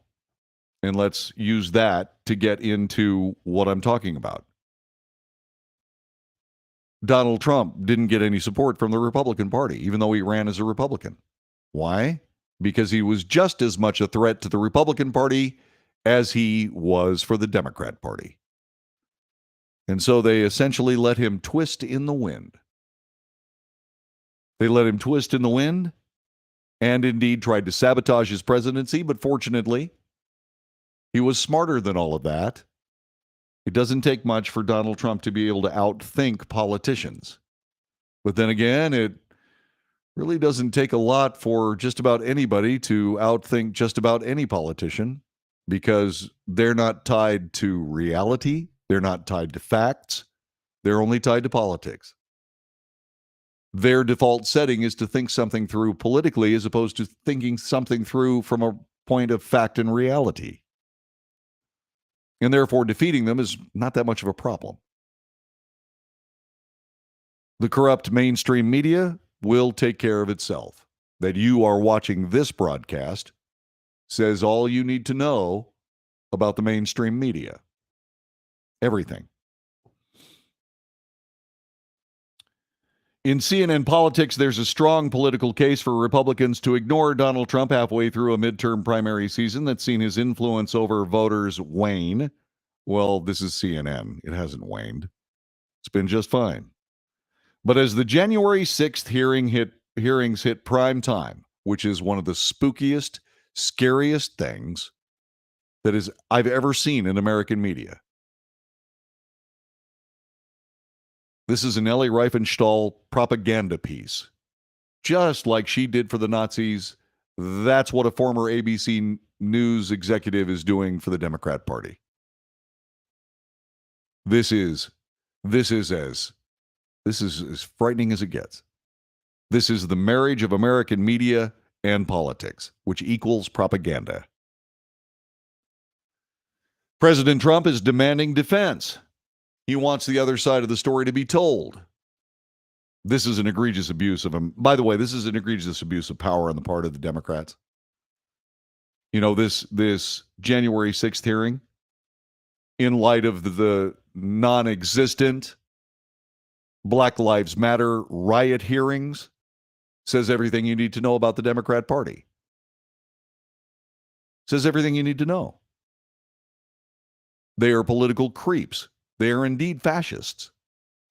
They are indeed willing to propagandize their version of the story in order to defeat Donald J. Trump.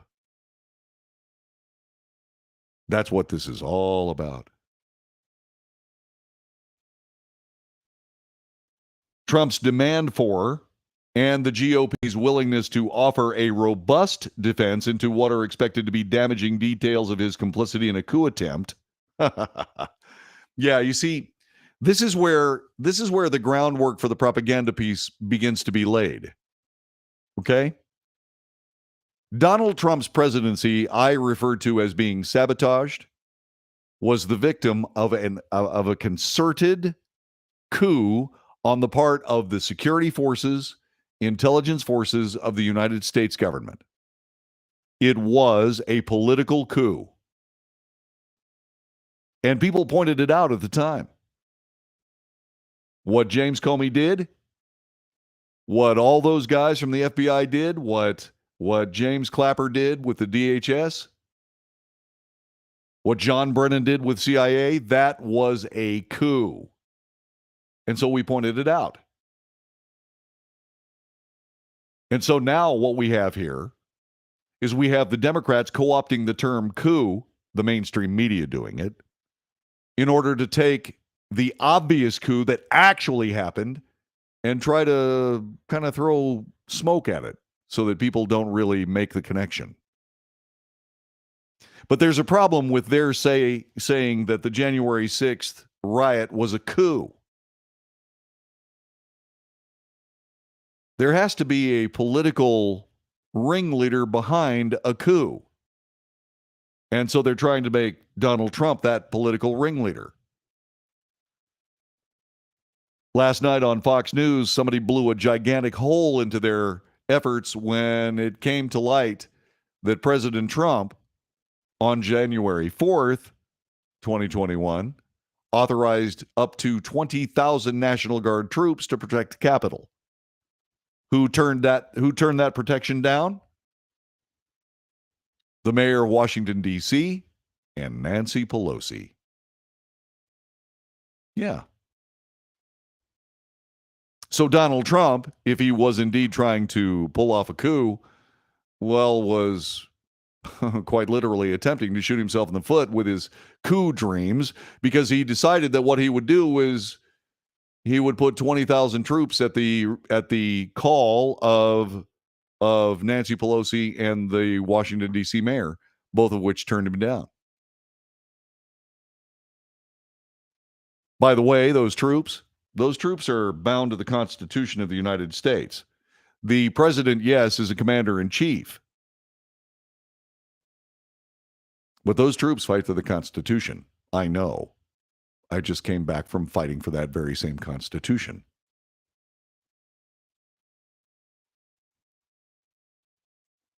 So what they're trying to do now is they're trying to say that the GOP finally being willing to defend Donald Trump. Not a full-throated defense, of course, but a partial defense, is now deeply revealing, according to this copy, quote, deeply revealing about his future political intentions and the former president's control over the party. The evolving plan to hit back against the committee on behalf of Trump also exposes the hypocrisy and ambition of key House Republican leaders to whitewash Trump's role in history of the January 6th, 2021 insurrection to advance their own careers. Uh-huh. Yeah, well, this, by the way, is pure political gibberish being foisted on America by CNN. CNN has destroyed itself. It is nothing more than a stenography service and a propaganda service for the Democrat Party. That is all. Okay? Blaine Cooper, fact check. Trump repeats false claim Pelosi rejected request for National Guard ahead of January 6th. That's not a false claim, Blaine. It's not a false claim at all. How do we know? How do we know it's not false? Because it was her job to say yes or no, and there were no troops around the Capitol on January 5th. You're letting your propaganda think for you there, Blaine. You're listening to the Wells Report. Thanks very much for doing so. I sincerely appreciate it. So yeah, there's going to be a horrifyingly dangerous propaganda piece on Thursday night. The only defense the United States has from we the people is for you to ignore it, which I suggest you do. This is the Wells Report. Back with more in a moment.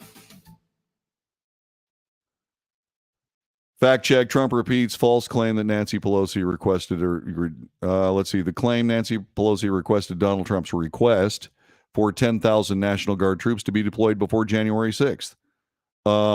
First of all, it wasn't a request, it was an authorization. Blaine, you got to get your facts straight. Okay? And we know that Nancy Pelosi rejected that because Nancy Pelosi was the person who would call out the National Guard along with the Washington, D.C. mayor. We know that they turned that down because there were no troops on January 5th.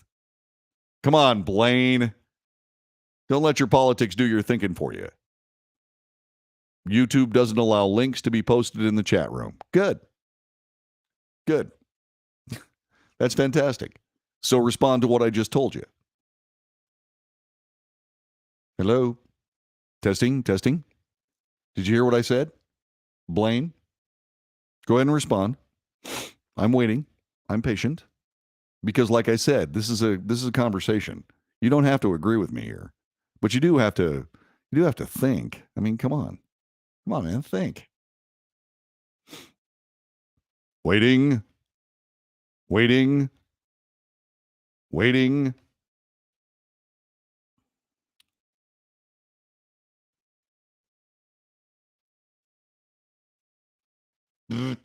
What is this? Ding-a-da-ding-a-da-ding-a-da-ding. It's been debunked by multiple fact checkers. Blaine, I want you to respond to what I said. Donald Trump authorized 20,000 National Guard troops on January 4th. Who would use those troops? The Washington, D.C. mayor and Nancy Pelosi. Nancy Pelosi turned that down because she didn't like the look of it. She didn't like the optics of it. Okay? We know that she turned it down because there were no troops on the scene January 5th, which is when those troops could have rolled out of the Washington, D.C. armories. End of your argument. End. Debunked by multiple fact checkers. Sure. Fact checkers equal thought police. Perfect. Jessica Hamilton Kennedy. Yay. Completely correct, Blaine. Yeah, put your politics down and use your brain here. Okay? Put your politics down. We need you to use your brain. You have a source you want to give for your story? Yeah. American law. You're making this too easy, Blaine. That's the source, the U.S. Code.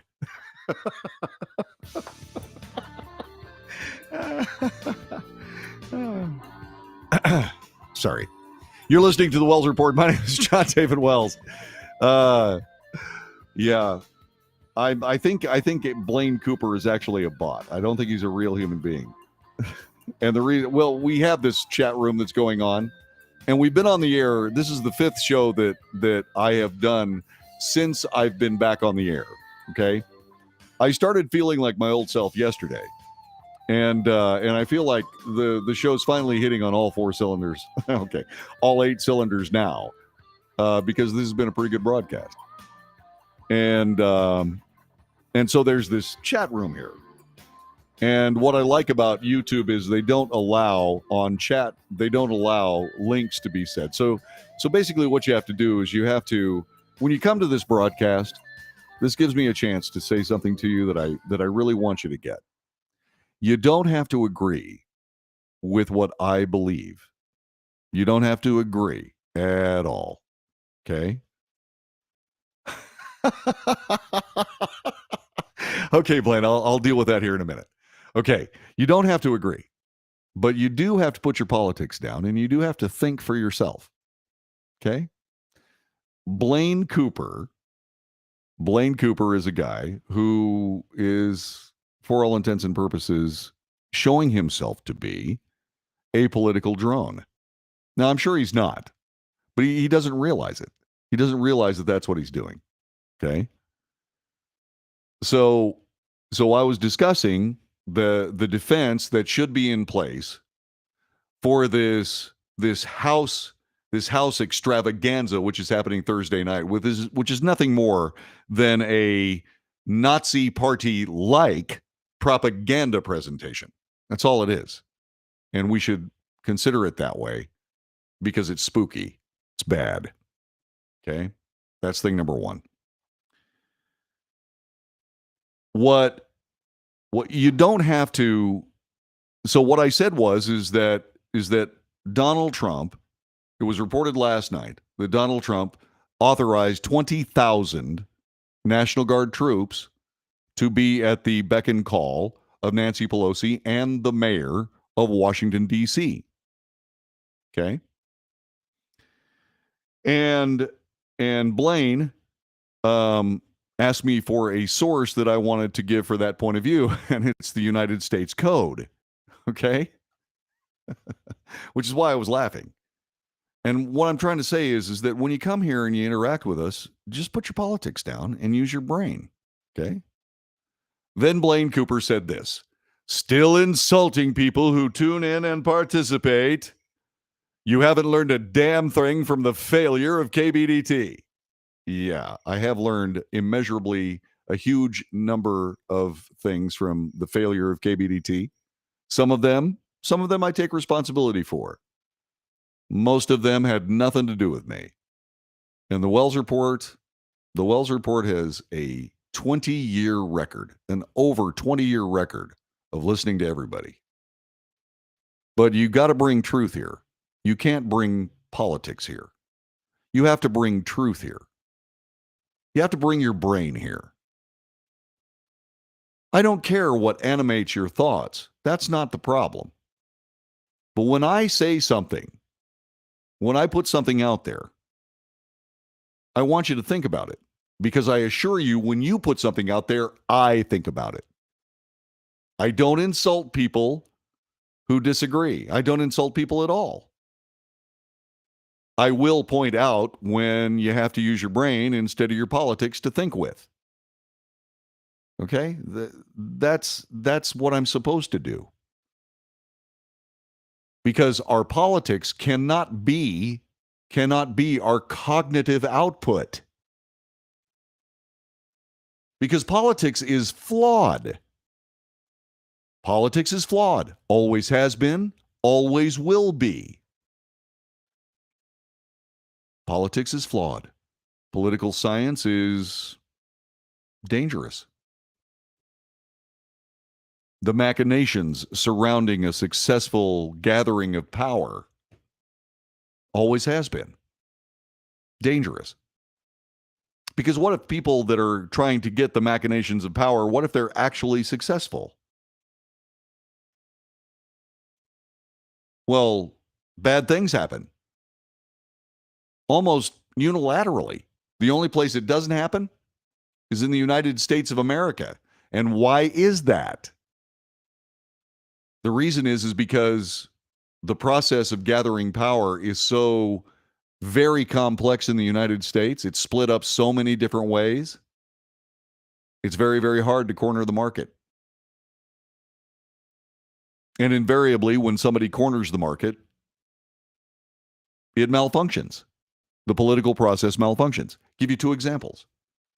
The Democrats have control of the Senate, the House, or had control. Yeah, they have the control of the Senate, the House, and the presidency. And what they have done has driven the president's approval ratings in some cases below 30%. Okay, so single party rule is a disaster for the single party mainly. So that's thing number one. The other thing about it is that when you find yourself in a position where you have all of this power, and the Republicans, by the way, the Democrats had this and so on. The Republicans in our lifetimes have had absolute power in Washington. Well, not absolute power, but they've controlled all the levers of power in Washington twice.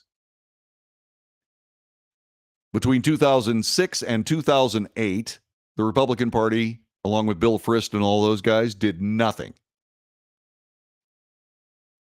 And then again in 2016 through 2018, had the House, the Senate, and the presidency, and did nothing. So when the Democrats have total power, they do things that ruin the country. When the Republicans have total power, The Republicans do nothing and allow the Democrats to essentially run over them, even though the Democrat Party doesn't have the power they think they should have. Okay? What's the common denominator? Politicians. Politicians. That's why. That's the problem. We better start electing our neighbors. Let's take the power away from politicians until they realize that they can't be politicians, they have to be neighbors. They have to be Americans more than they have to be Democrats. They have to be Americans more than they have to be Republicans. That's our job. We, the people of the United States, our job. This is the Wells Report. Back with more in just a moment. I still have his messages here. Yeah. Oh, Blaine. Yeah. I realized that I was talking to an audience that have no idea whatsoever what KBDT is. Oops. Oopsie. Oopsie daisy.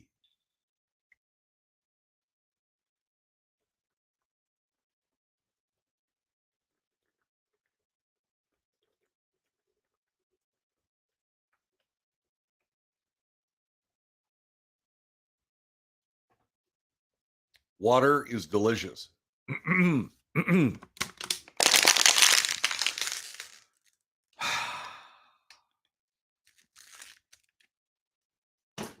By the way, I lost, the official weight loss is like 30 pounds. It was actually more. And I feel so much better now than I did before. My goodness gracious.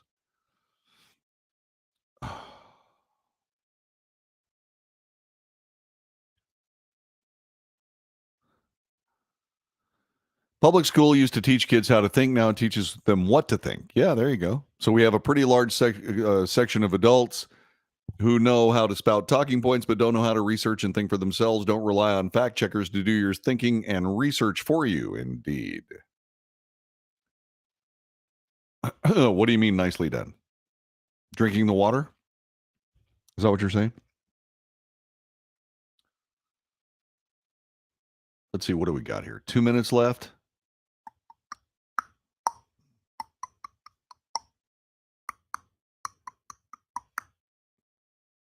Oh, my weight loss. Yeah.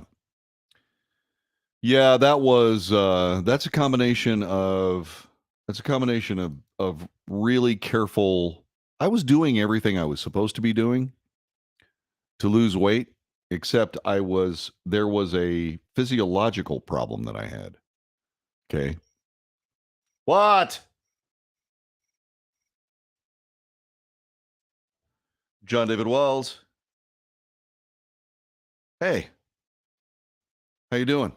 Hang on, I'll be right back.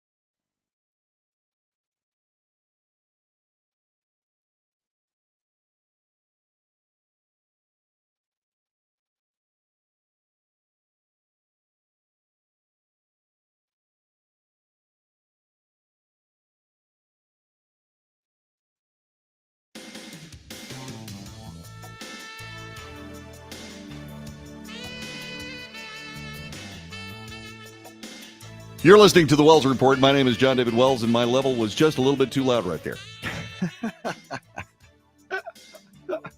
Welcome back to the broadcast.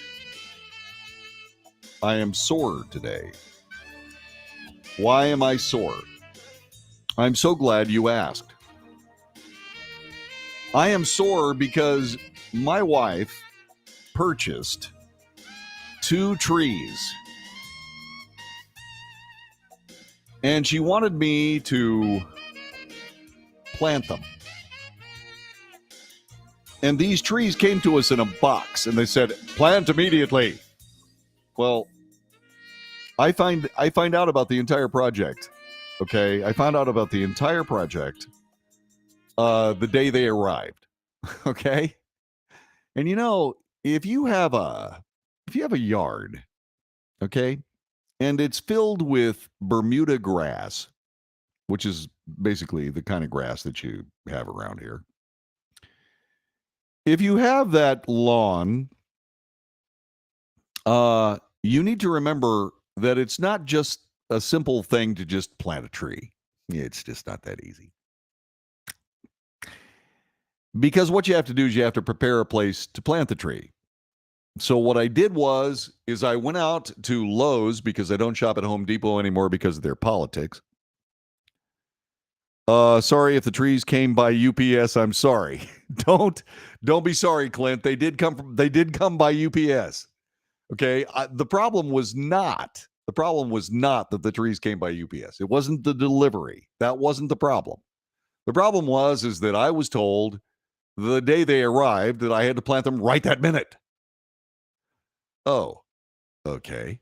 So they didn't get planted right that minute because I had to go to Lowe's. I had to buy some pavers so that I could create a planter so that I could plant these trees in this planter.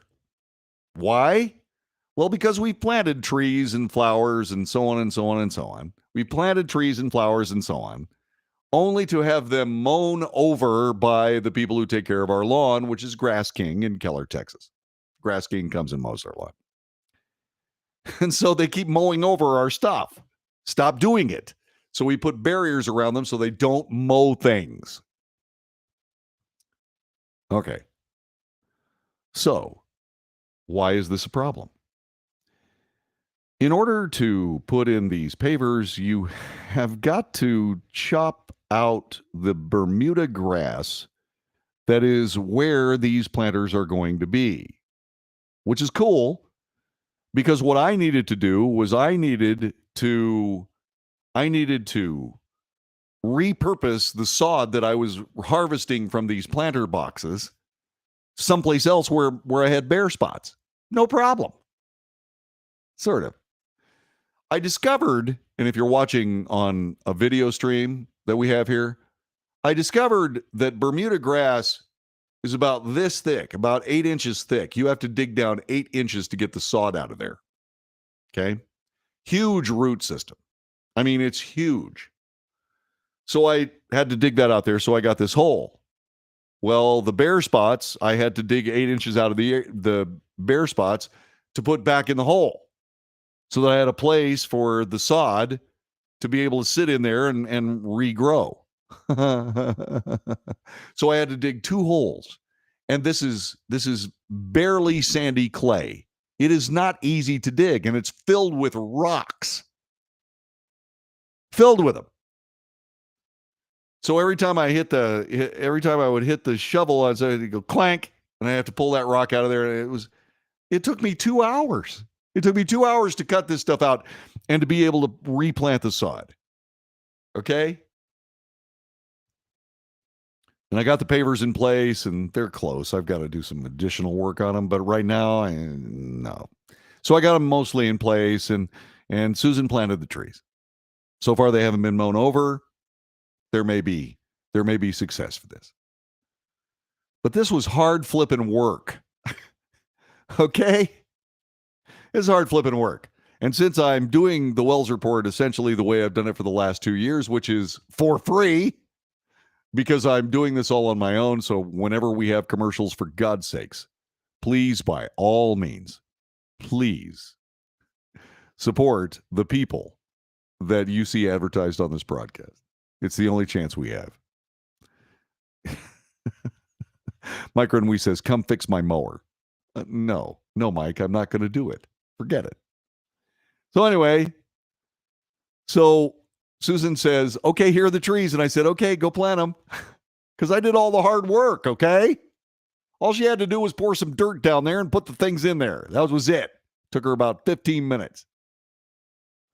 I watered them this morning. I watered my sod. And I put out fly traps and I picked up dog poop. That's how I started my day today. I also walked for 5 miles. So that's how I got to this point in my day. All right? And if you see me, I'm just really sore. I'm stretching out my back and stuff. I'm sore. And I could not believe how thick Bermuda is. So if you're doing work that involves Bermuda, oh boy. Yeah, you might want to get a ditch digger. Some machine to do it. Some sod harvester, whatever that is. They got things that pick up sod, whatever that is. Get that. Or just dig a big hole, throw the grass away, and then put new sod in or something. I don't know. There is something that came out today that you need to be aware of, and I'm going to jump into that right this very minute. Okay? Here it is. The Department of Homeland Security has issued a bulletin. It warns of heightened threats, a heightened threat environment. They say that violent months are ahead. Okay? Let me give you this. This is copy from Fox News. All right? Now remember, I'm incredibly dubious of the Department of Homeland Security, okay? So here's the copy from Fox. The Department of Homeland Security issued a bulletin today warning of a, quote, heightened threat environment, unquote, over the next several months as they monitor both risks of domestic terrorism and foreign adversaries looking to sow discord within the U.S. to promote acts of violence. We don't need foreign adversaries to sow discord within the United States to promote active violence. We have the Democrat Party. The United States, quote, the United States remains in a heightened threat environment, as noted in the previous bulletin, and several recent attacks have highlighted the dynamic and complex nature of the threat environment. This is gobbledygook. This, by the way, was from the DHS and the National Terrorism Advisory System. Quote, in the coming months, we expect the threat environment to become more dynamic as several high-profile events could be exploited to justify acts of violence against a range of possible targets. The bulletin listed potential targets to be public gatherings, faith-based institutions, schools, racial and religious minorities, government facilities and personnel, U.S. critical infrastructure, the media, and perceived ideological opponents. Yeah. Well, we know it's dangerous for the perceived ideological opponents because some of them are still in jail since January 6th.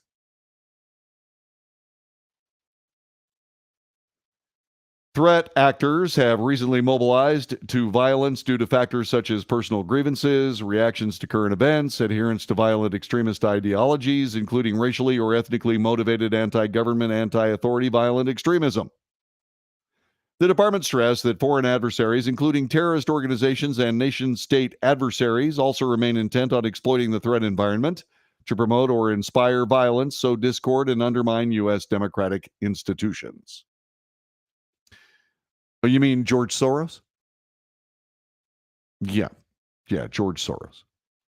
Quote, we continue to assess that the primary threat of mass casualty violence in the United States stems from lone offenders and small groups motivated by a range of ideological beliefs and or personal grievances. I wonder if any of them are Black Lives Matter. Because those are extremes. That's an extremist group. They are motivated to violence over their ideological beliefs. But, suddenly I just don't believe that the DHS is going to name that group. DHS pointed to several recent high-profile events, including the mass shootings in Buffalo, where the suspect in the grocery store attack allegedly claimed he was motivated by racist, anti-Black, anti-Semitic conspiracy theories. He also declared himself to be a virulent leftist and used the weaponry basically trying to foment outrage over the weaponry as opposed to the murderous intent behind the weaponry. The bulletin also referred to another May shooting attack in Laguna Woods, California, that targeted the congregants of a church that serves the Taiwanese community. That was in the parking lot, not in the church itself. That was in the parking lot, and yeah. Why didn't they go into the church? Because they would have gotten killed. That's why. So they did the thing in the parking lot. See the way this works? If you protect yourself inside a church, now all you have to do is protect yourself in the parking lot. Okay, I'm sure that there'll be plenty of security volunteers in every church in the United States to be able to do that. And once again, somebody you don't know runs into the church parking lot and starts opening up with any weapon, let alone an AR-15, do by all means reach into your pocket, pull the gun that you have been licensed to carry and you've been trained to use, and blow the guy to Mars. Okay? Be a hero. All right, so here we go. The DHS said it's monitoring online forums following mass shooting in an elementary school in Uvalde that have been encouraging copycat attacks. The bulletin noted how pro-Al-Qaeda and ISIS users online have celebrated the April subway mass shooting in Brooklyn, New York, and the January hostage situation at a synagogue in Colleyville, Texas, carried out by a British national in an attempt to inspire U.S.-based individuals to engage in violent activity. The update from DHS reiterated from its previous bulletin that individuals both for and against the abortion debate have advocated for violence against government, religious, and reproductive health care personnel and facilities in response to the high-profile U.S. Supreme Court case. Chinese, Iranian, Russian, and other foreign malign influence actors have sought to contribute to U.S. internal discord and weaken its focus and position internationally. Are they talking about President Biden?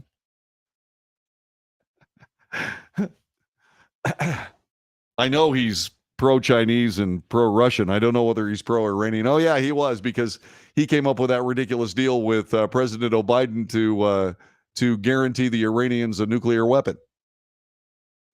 So they may be talking about President Biden. By the way, did you hear today? This was really interesting. One of the commentators on Fox was talking about how that since the U.S. has put all these sanctions, these economic sanctions against Russia, that Russia is making more money with their oil and gas. So funny. Anyway, as the U.S. 2022 midterm elections approach, malign foreign actors could bolster their message to sow discord and influence U.S. audiences in keeping with practices during previous election cycles. Malign actors. I think they're talking about the mainstream media now. They're talking about the mainstream media. Because the mainstream media has far more influence than foreign malign actors. And if you don't think that CNN is a malign actor, if you don't think MSNBC is a malign actor, if you don't think that the New York Times is a malign actor, just read their news, their shows. They're malign actors. Period. Everybody's worried about Russian collusion, that would affect the 2016 presidential election. The collusion was among the mainstream media that refused to actually research and report the story. They abandoned the truth and they chose sides. They were the ones that were in collusion to try to affect the elections. They did the same thing in 2020. They'll doubtless try to do the same thing in 2022. But we're just a little bit more hip to what's going on these days. The American people learn. They do. Violent months ahead because it's orchestrated. And that's what I was going to bring up next. Thank you very much, Jessica Hamilton Kennedy. You see, what this is this is a you better be careful. There could be trouble ahead. Yeah, this is basically the government laying the groundwork for trouble ahead. So what do? Well, if you don't have a concealed handgun license, get one. If you haven't had personal weapons training, get it. Learn how to be a sheepdog. And if you don't want to do any of those things, go learn how to be a paramedic. You know, the Department of Homeland Security needs to be a clearinghouse for public education. You should be able to go to a DHS office and learn Combat Lifesaver. Combat Lifesaver is what we teach our troops to be able to save the lives of their fellow soldiers on the actual battlefield. It's one of the reasons why in the Afghanistan war, which was twice as long as the Vietnam War, we lost 10%. We had 10% of the combat deaths because we taught the soldiers how to save lives as well as take them. So the DHS should be teaching that to all of us. So if you don't want to carry a weapon, carry a first aid kit. If you don't want to carry a weapon or a first aid kit, please do leave the nation quickly. I do take this bulletin seriously. The DHS is what I don't take seriously. You're listening to the Wells Report. Back with more in a moment. No, there is no difference between an LTC and a CHL. Correct. Communist News Network, MSNBC, must scare, negate, berate, and conspire. That's good. I like that. That's very funny. Very, very funny, funny, funny, funny, funny. Very, very funny, funny, funny, funny, funny. Do you want to hear something good or do you want to hear something bad for the last story of the Wells Report today? Which would you like? License to carry, concealed handgun license. It's now, the actual title in Texas is license to carry. And you can carry without a license, but I suggest you get one. Okay? Good story? It's sort of good. Let me see if I can come up with a really good story. I'll give you this one offline. This is the not good story. Remember the immigrant who killed Kate Steinle? Remember that guy? Yeah, he was acquitted in her 2015 shooting death. He was then tried for federal firearms charges. Yeah, failing to report his location to immigration authorities. He was released. He was released with time served. Okay. Yeah. Let's see. Okay. The federal weapons charges had been pending for 5 years. 2 doctors identified this guy as a schizophrenic. And the Bureau of Prisons restored him to competency. Okay. Sorry.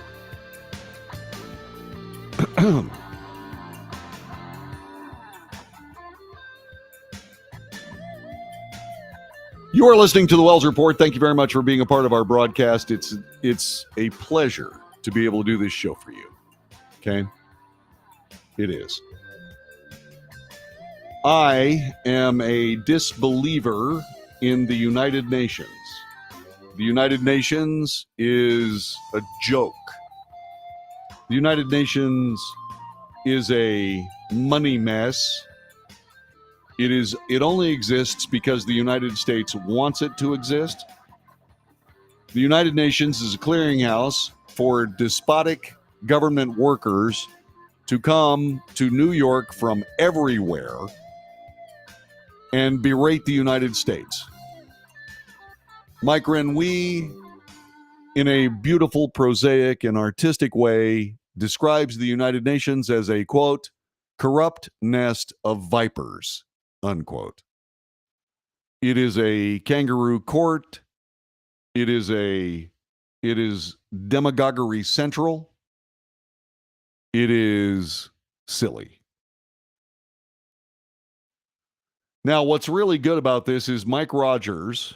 Mike Rogers is a representative in the House of Representatives. He is on the House Armed Services Committee. He's introduced a measure that would withdraw the United States from the United Nations and the World Health Organization. That is a good idea. He is a Republican from Alabama. He told Fox News the UN has repeatedly proven itself to be utterly useless. The introduction of the bill, and expensive. The introduction of the bill comes after the UN Human Rights Chief, Michelle Bachelet, landed in China to begin an inquiry into abuses against the Uyghur Muslims in Xinjiang. But Chinese authorities severely limited the trip with COVID-19 measures. Prior to her arrival, Bachelet said the trip was not an investigation and agreed to visit just 2 locations within Xinjiang, where China's human rights abuses against the Uyghurs have been widely documented. The Charter of the United Nations states that the UN's mission is to, quote, reaffirm faith in fundamental human rights, in dignity and worth of the human person, in equal rights of men and women, and of nations large and small.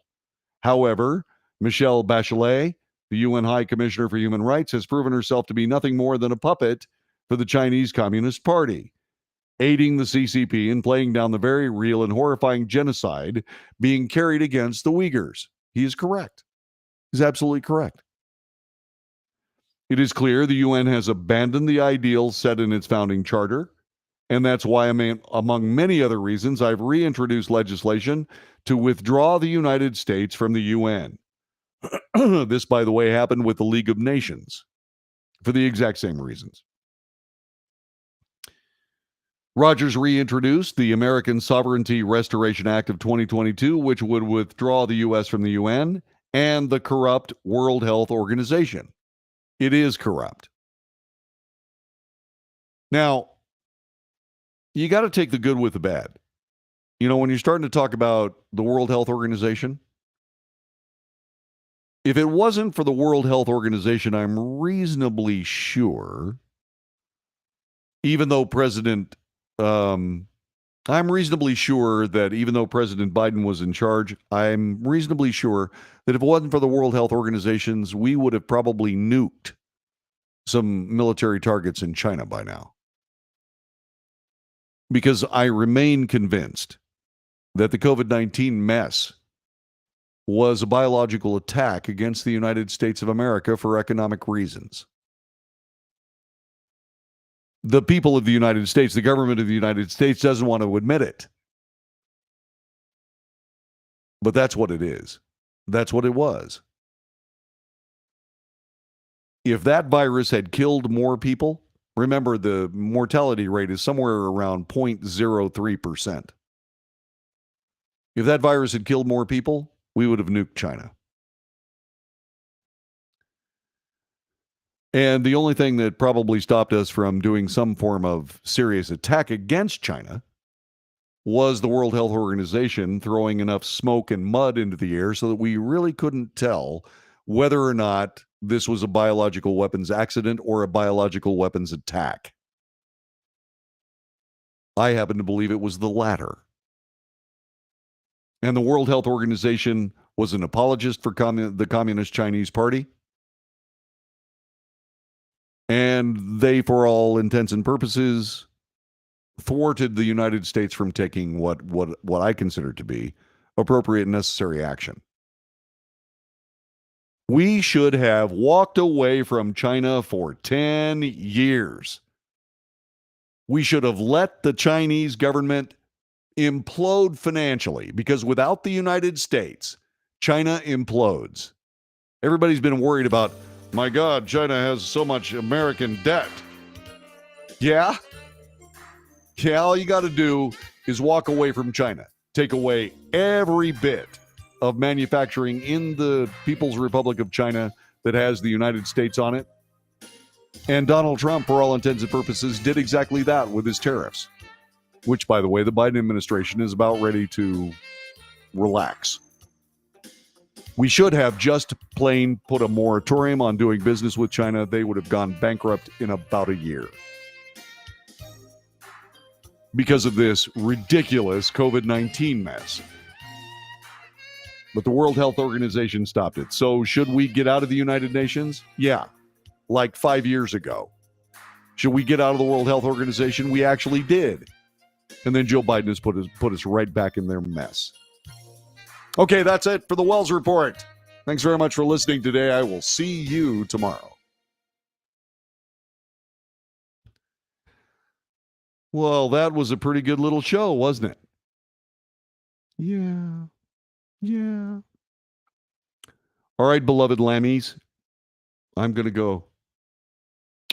Thank you so much. Thanks for listening today. I'll talk to you tomorrow.